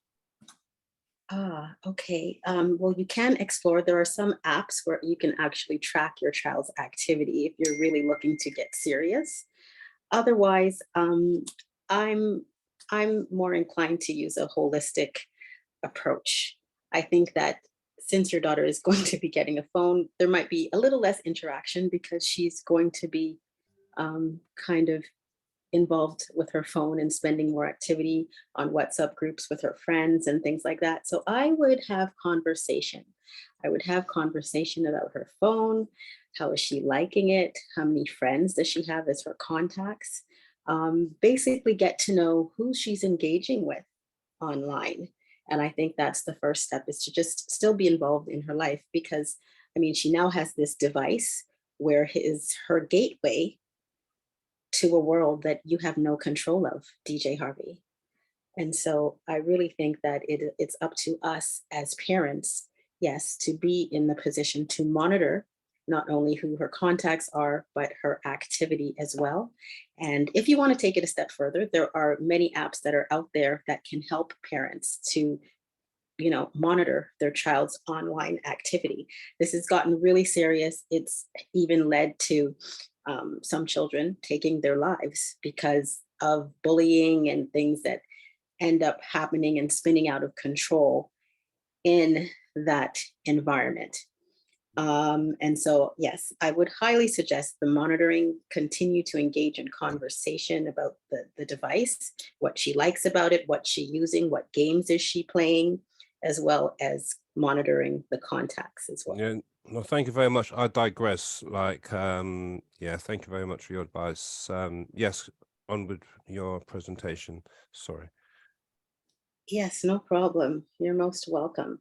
So basically, my concern here in getting involved in finance against sex trafficking and online luring and exploitation is like everything else that we're speaking to today. There's been a disparity in how Black people are experiencing getting help, whether it is in a mental health crisis or even with child exploitation, more specifically online exploitation, because we typically do not report these things. Even if we find our child might be engaged in something, a criminal activity online, not criminal on their part, but criminal because he or she is speaking to an adult or somebody they shouldn't be speaking to online, we don't typically report it to law enforcement. And that is a problem. If these individuals aren't reported, they'll just continue and go on to another child. And so we need to nip it in the bud, report it, and there are avenues. Every country has an avenue through which you can report online child exploitation. And I think it is incumbent upon us as parents, as adults, to really support our children in their online activity and monitor it as well. We have to be the police, the front line, the gatekeepers there. And then when that fails, definitely report it to law enforcement.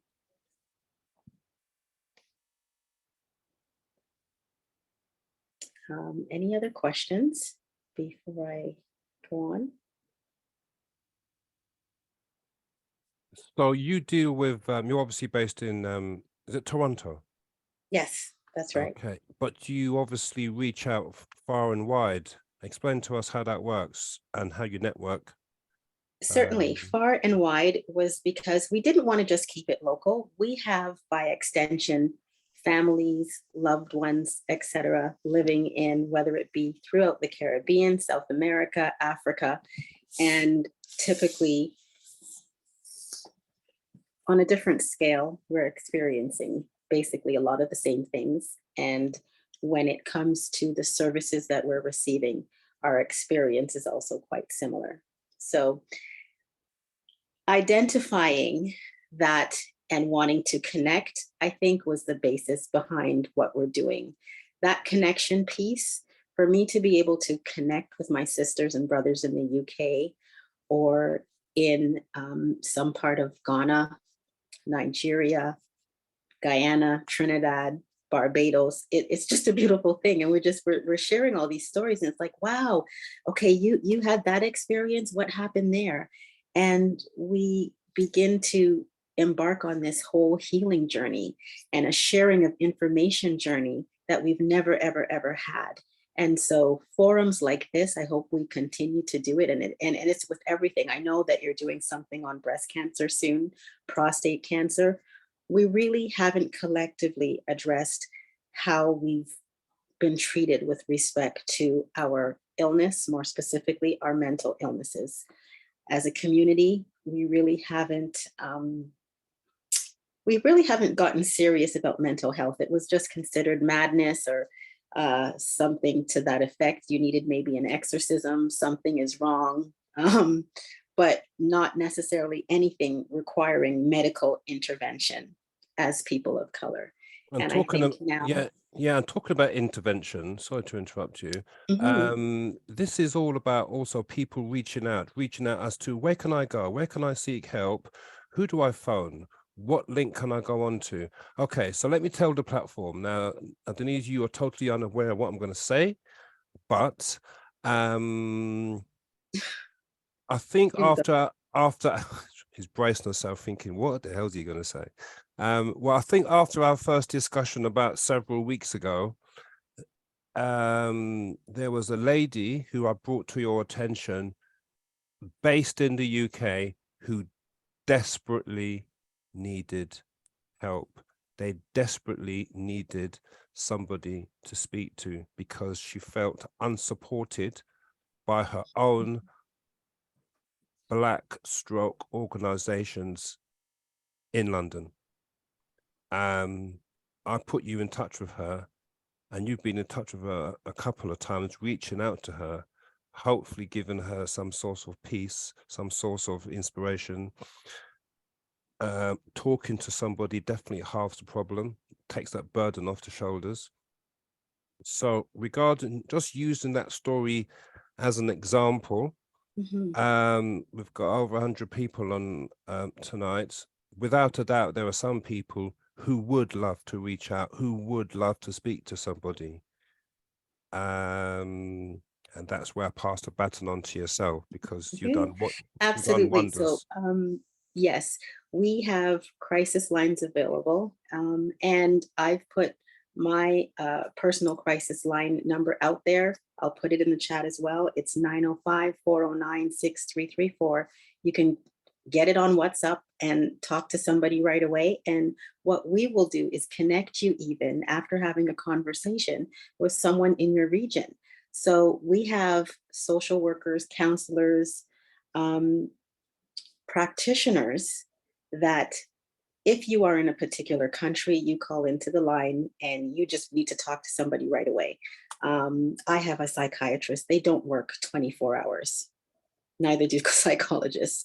So we need to have frontline people that when we're in crisis, that we can talk to someone. It's not fair to do it to your friends either. They're now not counselors, they're not therapists. And it further exasperates our friends. They're stressed out too. And so it's best left to a professional, somebody that's used to handling crisis, and then they can always refer you out to somebody locally, whether it's, you know what, we need to get you to the hospital. I'm going to put you on to Shirley's counseling, or I'm going to put you on to Sylvia, and she has connections here. And that's the UK piece. If we're talking about Guyana, that's a horse of a different color. So we have people in the community that do work there that we can connect people with that are in crisis when they might just feel like they have nowhere to turn and nobody's answering the phone. Excellent. Yes. Thank you very much, Denise, from the World Black Mental Health Organization based over there in Toronto, Canada. Yes. Thank you very much. Shireen's been very patient. Very, very patient, but her time has come. I believe RB wants to say a word, but RB, we're going to come to you after Shireen does her presentation. Can I just say that we are due to finish around about 10:30, and then from 10:30, we're going to stop the YouTube link, and then from 10:30 to 11, for those of you who are on the platform for the very at first time, we will give you the BPM musical experience until 11 o'clock. But in the meantime, good evening, Shireen. Good evening. Good evening, everyone. My name is Shireen Barres, and I am a psychotherapist, but I am an integrative psychotherapist. So I work with children, family, individuals, and couples. I also run an organization. I'm the managing director for an organization called SAB Counseling Services, SAB meaning Sisters and Brothers, and I specialize in the Black experience.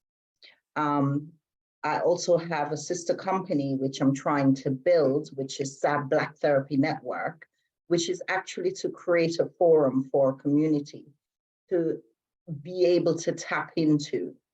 And so that is in its construction at the moment, but I'm in private practice at the moment. And I just wanted to go through, I work with different organizations such as the 100 Black Men of London. I'm actually the lead of their pastoral care. So I work with the children and family there. I work alongside the Black Child Agenda as well.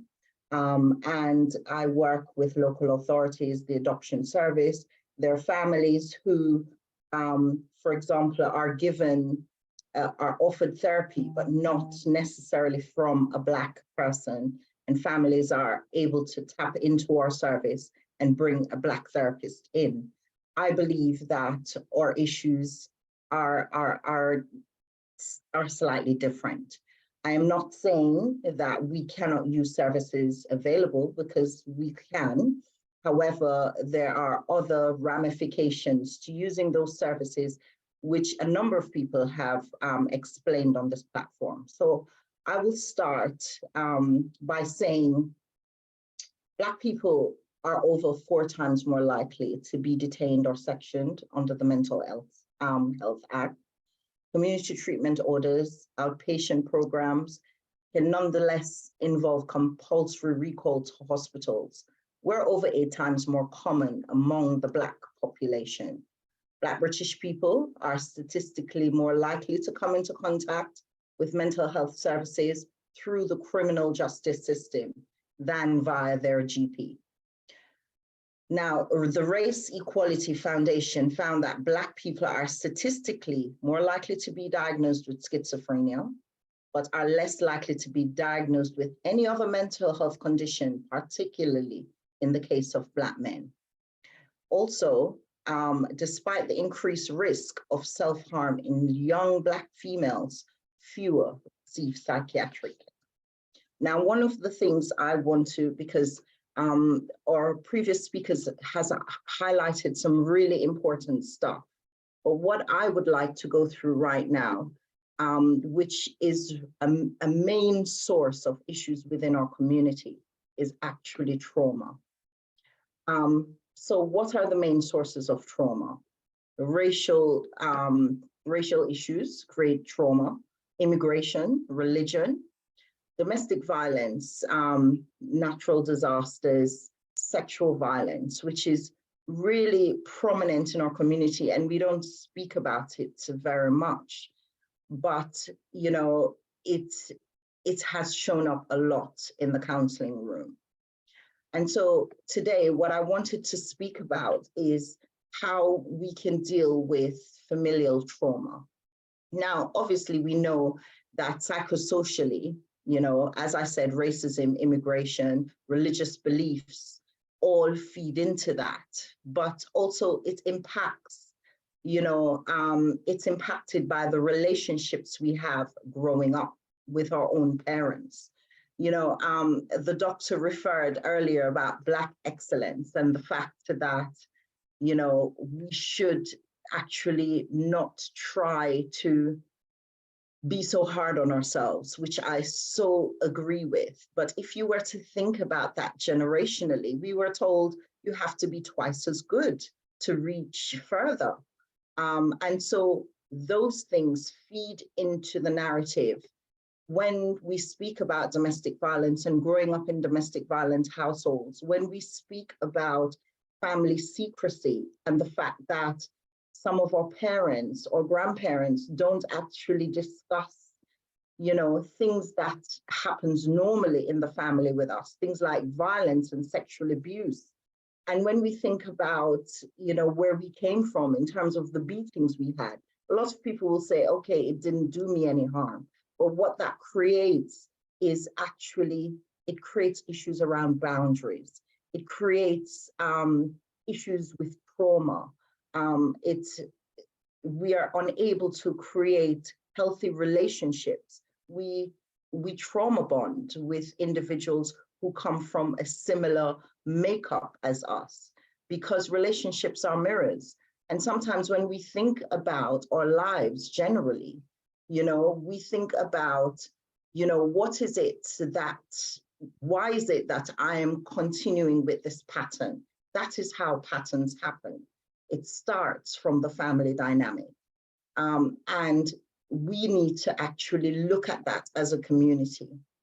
Now, emotionally, normally when trauma exists, emotionally detached or anxious parents, they're traumatized too. But what happens is that is passed down to the child.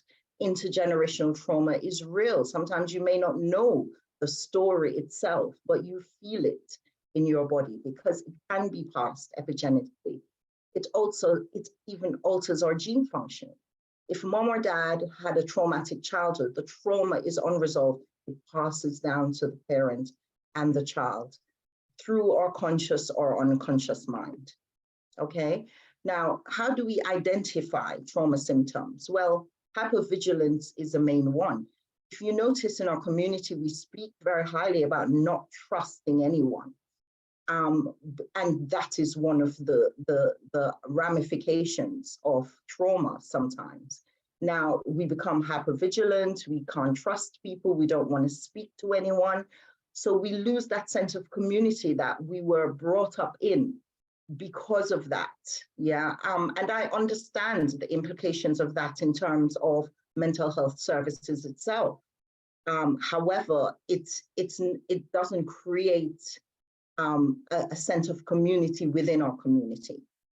Okay, so it does definitely create mistrust, you know, high anxiety, depression. Even when you speak about depression, you know, if you were to look at that from a cultural perspective, there were times if you were a child and you said you were depressed, your parents would be like, what are you talking about?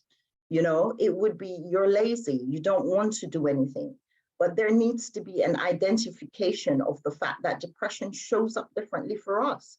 Because we come from a culture where we do a lot of things with autopilot.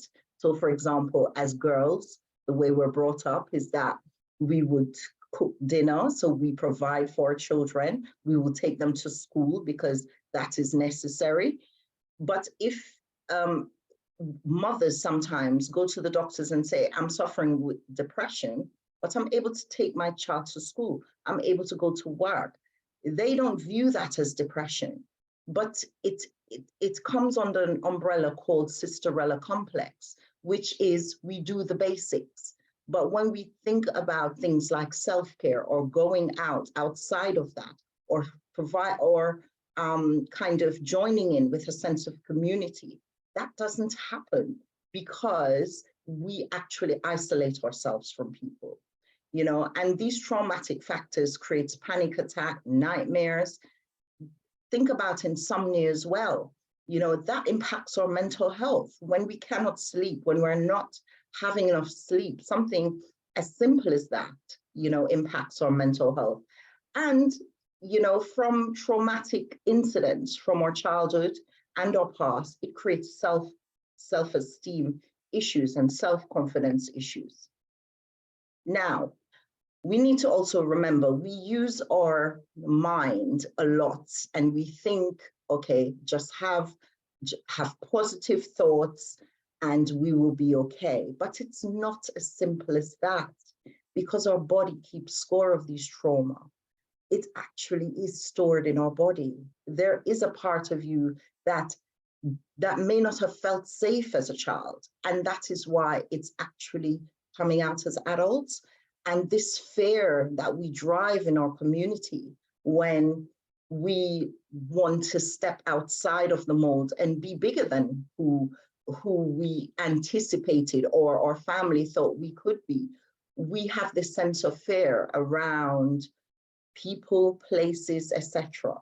These things are stored when don't do that, don't do that. So it is good, you know, for us to kind of think of it in a different way when we're raising our children. We have to remember that we need to actually have a lot more conversations with our children. Now, part of the work that we do at SAB is when we're dealing with children, we deal with the whole family, because we can't kind of make a decision that we are seeing a child and the family is not involved, because sometimes the issues that the child has come from not deliberate, but practices from the parents.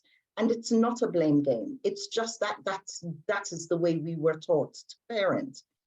But there's something that needs to change during that process, yeah? So in order to break that generational thing about trauma, we have to somehow try to stop practicing some of these things, stop absorbing it, stop passing on toxic behaviors to our children. You know, look at personality traits such as anger, violence, manipulation, this overcritical voice that makes our children feel as though they're not good enough, that causes numbing behaviors like addiction. These are because someone is actually trying to numb some sort of pain. And a major thing that happens in our community is the judgmental behavior. You know, it's amazing how judgment can actually create mental health. And so we are looking at the larger scale of mental health, but sometimes it's these little things that actually adds up and create these things for us as a community.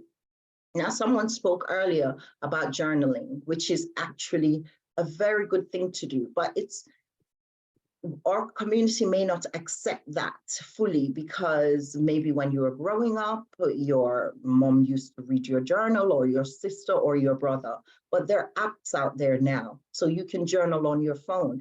And what that simply means is sometimes you're having a really bad day, you don't have anyone to speak to, and you just need an outlet. That is somewhere that you can find that outlet. So try to confide in a loved one or a friend.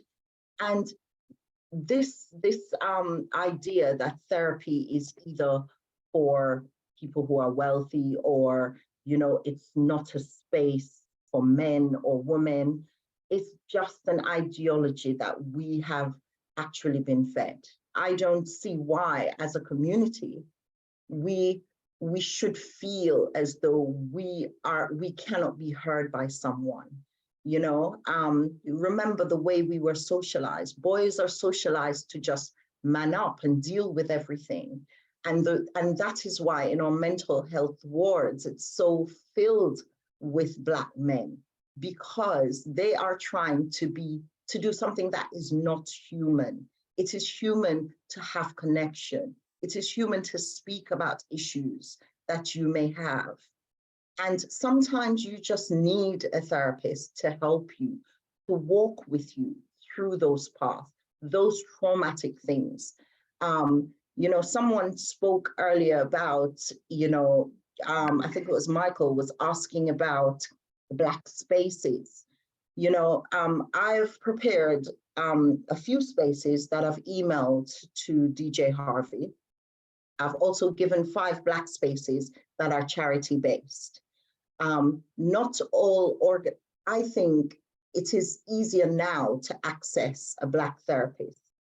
But what is important is that we as a community just remember that our self-care is also important. And someone spoke, I think it was a doctor, spoke about self-care earlier.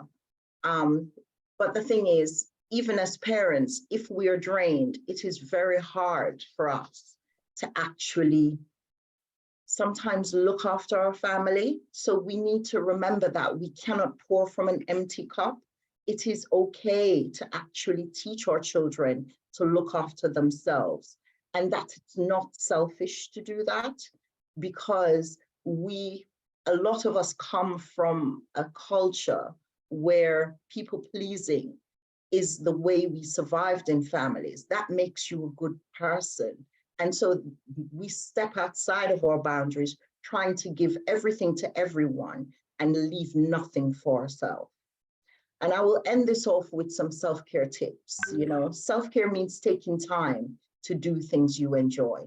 It involves everyday activities you can find relaxing, fun, energizing. Self-care also means taking care of yourself. That means eating regular meals, getting enough sleep, taking care of your personal hygiene, and anything else that maintains good health. Make self-care a priority. If you had an issue with your physical health, you will actually book an appointment, go to the GP and make it a priority. Ensure that you do the same thing with your mental health, yeah? Set specific self-care goals. It's difficult to follow vague goals. So if you take time for self-care and be very specific, something like I will walk 20 minutes a day or every evening after dinner, those things, you know, can help to form habits. Set boundaries to protect your self-care. You can make a decision to switch off your phone. You can make a decision to say no when you feel as though you're being drained by someone else. You know, you don't need to feel you have a major obligation to say yes to everything. Listen to your body. Your body will tell you if you're tired, if you're drained. Your body tells you so many things. A few minutes of self-care is better than none. So even if you start with 10 minutes a day where you just take time out, another thing is remove yourself from your desk when you're having lunch. Switch off for a moment, because these are the things that contribute to poor mental health. Unhealthy activities don't count as self-care. So substance abuse, those things are numbing behaviors. They're not self-care behaviors. Keep up with self-care even when you're feeling good, because we have a tendency as a community not to do that. That's it. Thank you very much, Shireen. Very, very well presented. Shireen, I'm going to throw one of the questions from the Zoom chat to yourself. It's from Beverly. Beverly, very interesting. She says, we need a directory of tried and trusted and tested bona fide Black mental health professional stroke practitioners. White people get therapy, Black people get tablets. What do you think about those comments? Absolutely. I totally agree. And usually they're more focused on suicide prevention, you know, in my opinion, than actually dealing with the underlying issues. And so it's really about putting a plaster on, you know. I have a number of people who has been in the mental health system and has gradually come off medication, because you're dealing with the underlying issues as well. And so, and it is very important to actually find a therapist who understand culturally. There are certain things my clients don't have to spell out for me, because I understand what the Black experience is. I understand when a client says to me, you know, my father threw a shoe after me down, you know, I understood that. And I do not make that into, oh, that's a social services issue, because I understand the implications of that and how that feels for a client. So for me, I totally agree with you. You know, it's really about medication. And I'm not saying in certain situations medication aren't important, but what I feel is that it should not be a forever thing. It should be something that is you gradually look at weaning the person off and actually dealing with the underlying issues of that. Excellent. Cassandra has posted the link. I haven't even clicked it myself, but Cassandra has posted the link saying we already have a UK director of counsellors and psychotherapists, and she's put the link in the chat. So I'll leave everybody to have a look at that particular link. Can I just say, it's Baton, which is Asian and Black network. And that's what I'm trying to create. I'm trying to create a Black therapy network that deals with Black individuals alone, okay? Now, I'm not knocking Baton because I'm also a member of Baton and I get clients through Baton. However, I feel that as a community, we do need therapists from our background, from our culture, that we don't have to sift through from another organization. And my very last question to yourself is, do you think the Black community can overcome the stigma of going to a counsellor, going to a therapist? I think education is important, but I think, and I do understand that sometimes therapy is taboo. A lot of that in the Black community is about trust. And so I would highlight that it is important to actually go to a therapist that is registered with an organization, because they have an ethical obligation in relation to actually dealing with their clients. I think we need to make the change. We need to be the change. We need to understand that it's actually okay to speak to someone if we're feeling, you know, as though something is a bit much for us. You know, it is important for us to reinforce that with our family or friends or children. It starts with us. And I think we can make that change. Shireen, thank you immensely for your presentation this evening. And like I said, very well received. Thank you very much.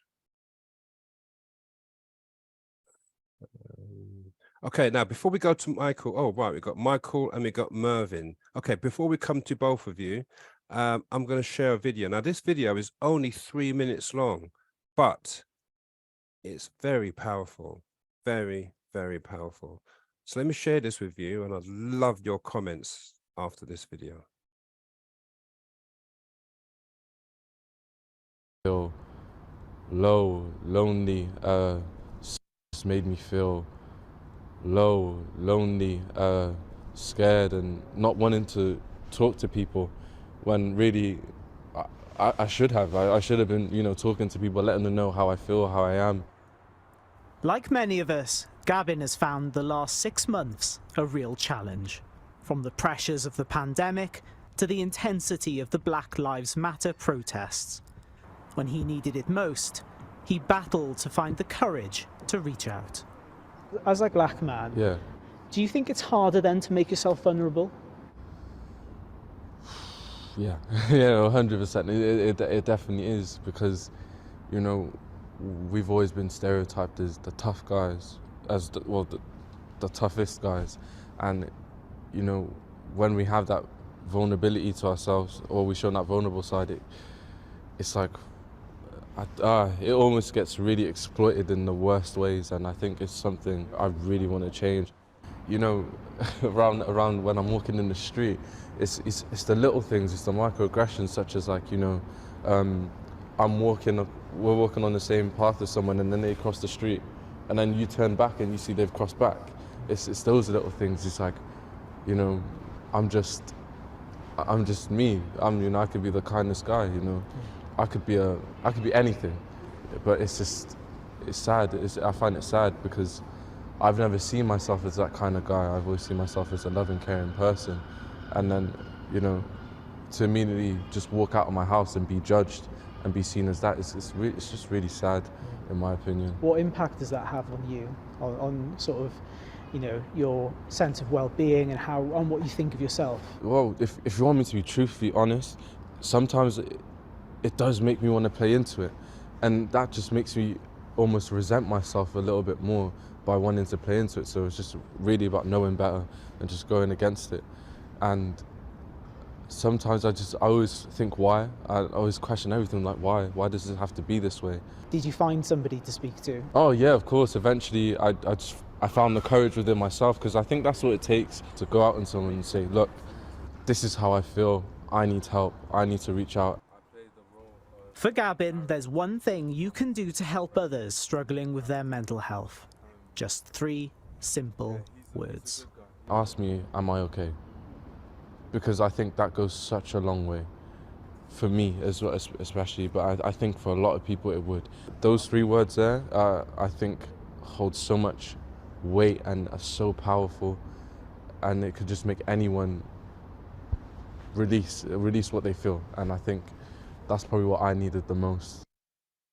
Lonely.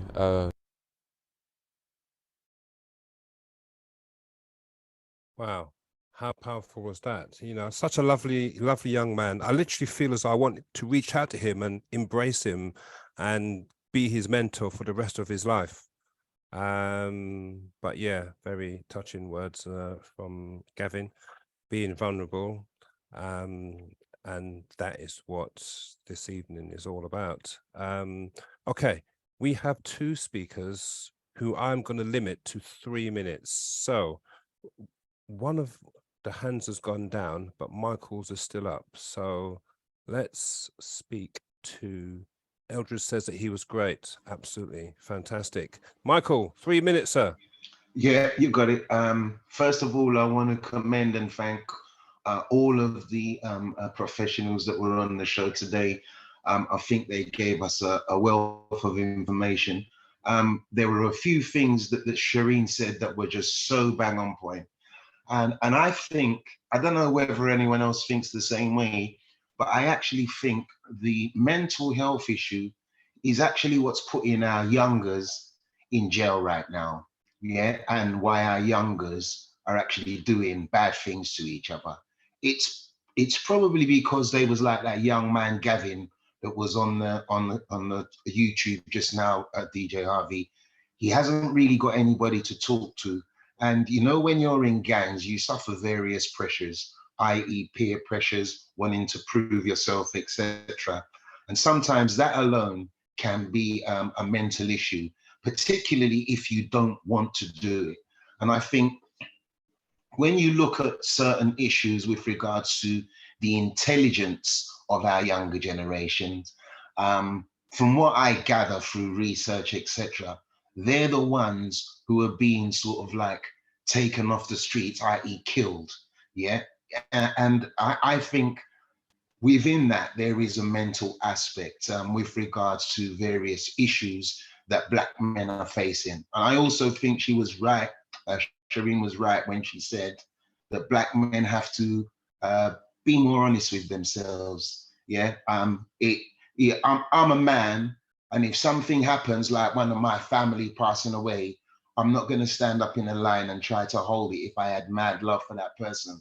I'm gonna cry because I'm gonna miss that person. And for people to say right now, no, you can't cry, I think it's really a bit weak. The man who doesn't cry, in my humble opinion, is the weaker man, because everybody feels emotions. So, you know, if you lose something or someone that was close to you, that gives you the right to cry. So again, all I'm saying is it's food for thought. But one thing I did recognize that was prevalent was that we were talking about, we need more Black this, we need more Black that, we need more Black this. The only ones who are going to get it for us is us. If we go to government and say we want that, they're going to laugh us all the way to the front door. Bye. Yeah. But if we do that for ourselves, there is strength in numbers. Thanks for the 3 minutes, DJ Harvey. God bless, man. And everybody on the panel, look after yourselves. And remember, it is a mental health thing. Thank you very much, sir. Right, okay, so we're literally down to the last few minutes. Is there anybody? I saw a few hands go up, and then the hands came down. I saw Beverly's go up. I saw some Mervyn. Was it? Oh, we have M. Okay, let's unmute. There you go. The requests are sent to the mysterious M. Good evening. Good evening. I just want to emphasize on the point that I wrote in the comments that there's a big need to change the word mental, because nobody is mad on this panel. Everybody has said a very valid, important information for every one of us to hear and to take in for the rest of the night. They just change that word mental, because nobody is mad, to another a softer word, because it affects everybody, whether it's black, white, yellow, green, red, whatever. Just that word is the one that is the battle word. So are you association? So are you Change the word, because so, the association, that's what it brings. The mind is a powerful thing. It's what makes you do what you do. Are you associating? If you don't change that mental word, it's finished. Right, so basically you're associating the word mental to madness. All right, thank you. Yes. Thank you for listening. No worries. I tried to ask her, are you associating the word mental with madness? Does anybody actually disagree with that? Or has she got a valid point? Anybody want to come in? Very last word on that. Mental. Does mental mean madness, or is mental a more of a general terminology?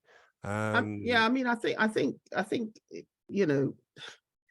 I suppose one of the things I take issue with is, and I'm beginning to refer to mental health as mental fitness. And I was listening to a debate the other day where people were talking about the fact that, we go to the gym to exercise, we go to the gym to sort of stay fit and whatever. We all have mental health, but we're all trying to retain mental fitness. Because everybody has mental health, and mental health doesn't mean mental ill health. It just means we all have mental health. But what are we trying to do with our mental health? Are we trying to stay fitter mentally? Are we trying to heal? But, at the end of the day, I don't know. Sometimes we can mess around with words and the really important issues we miss.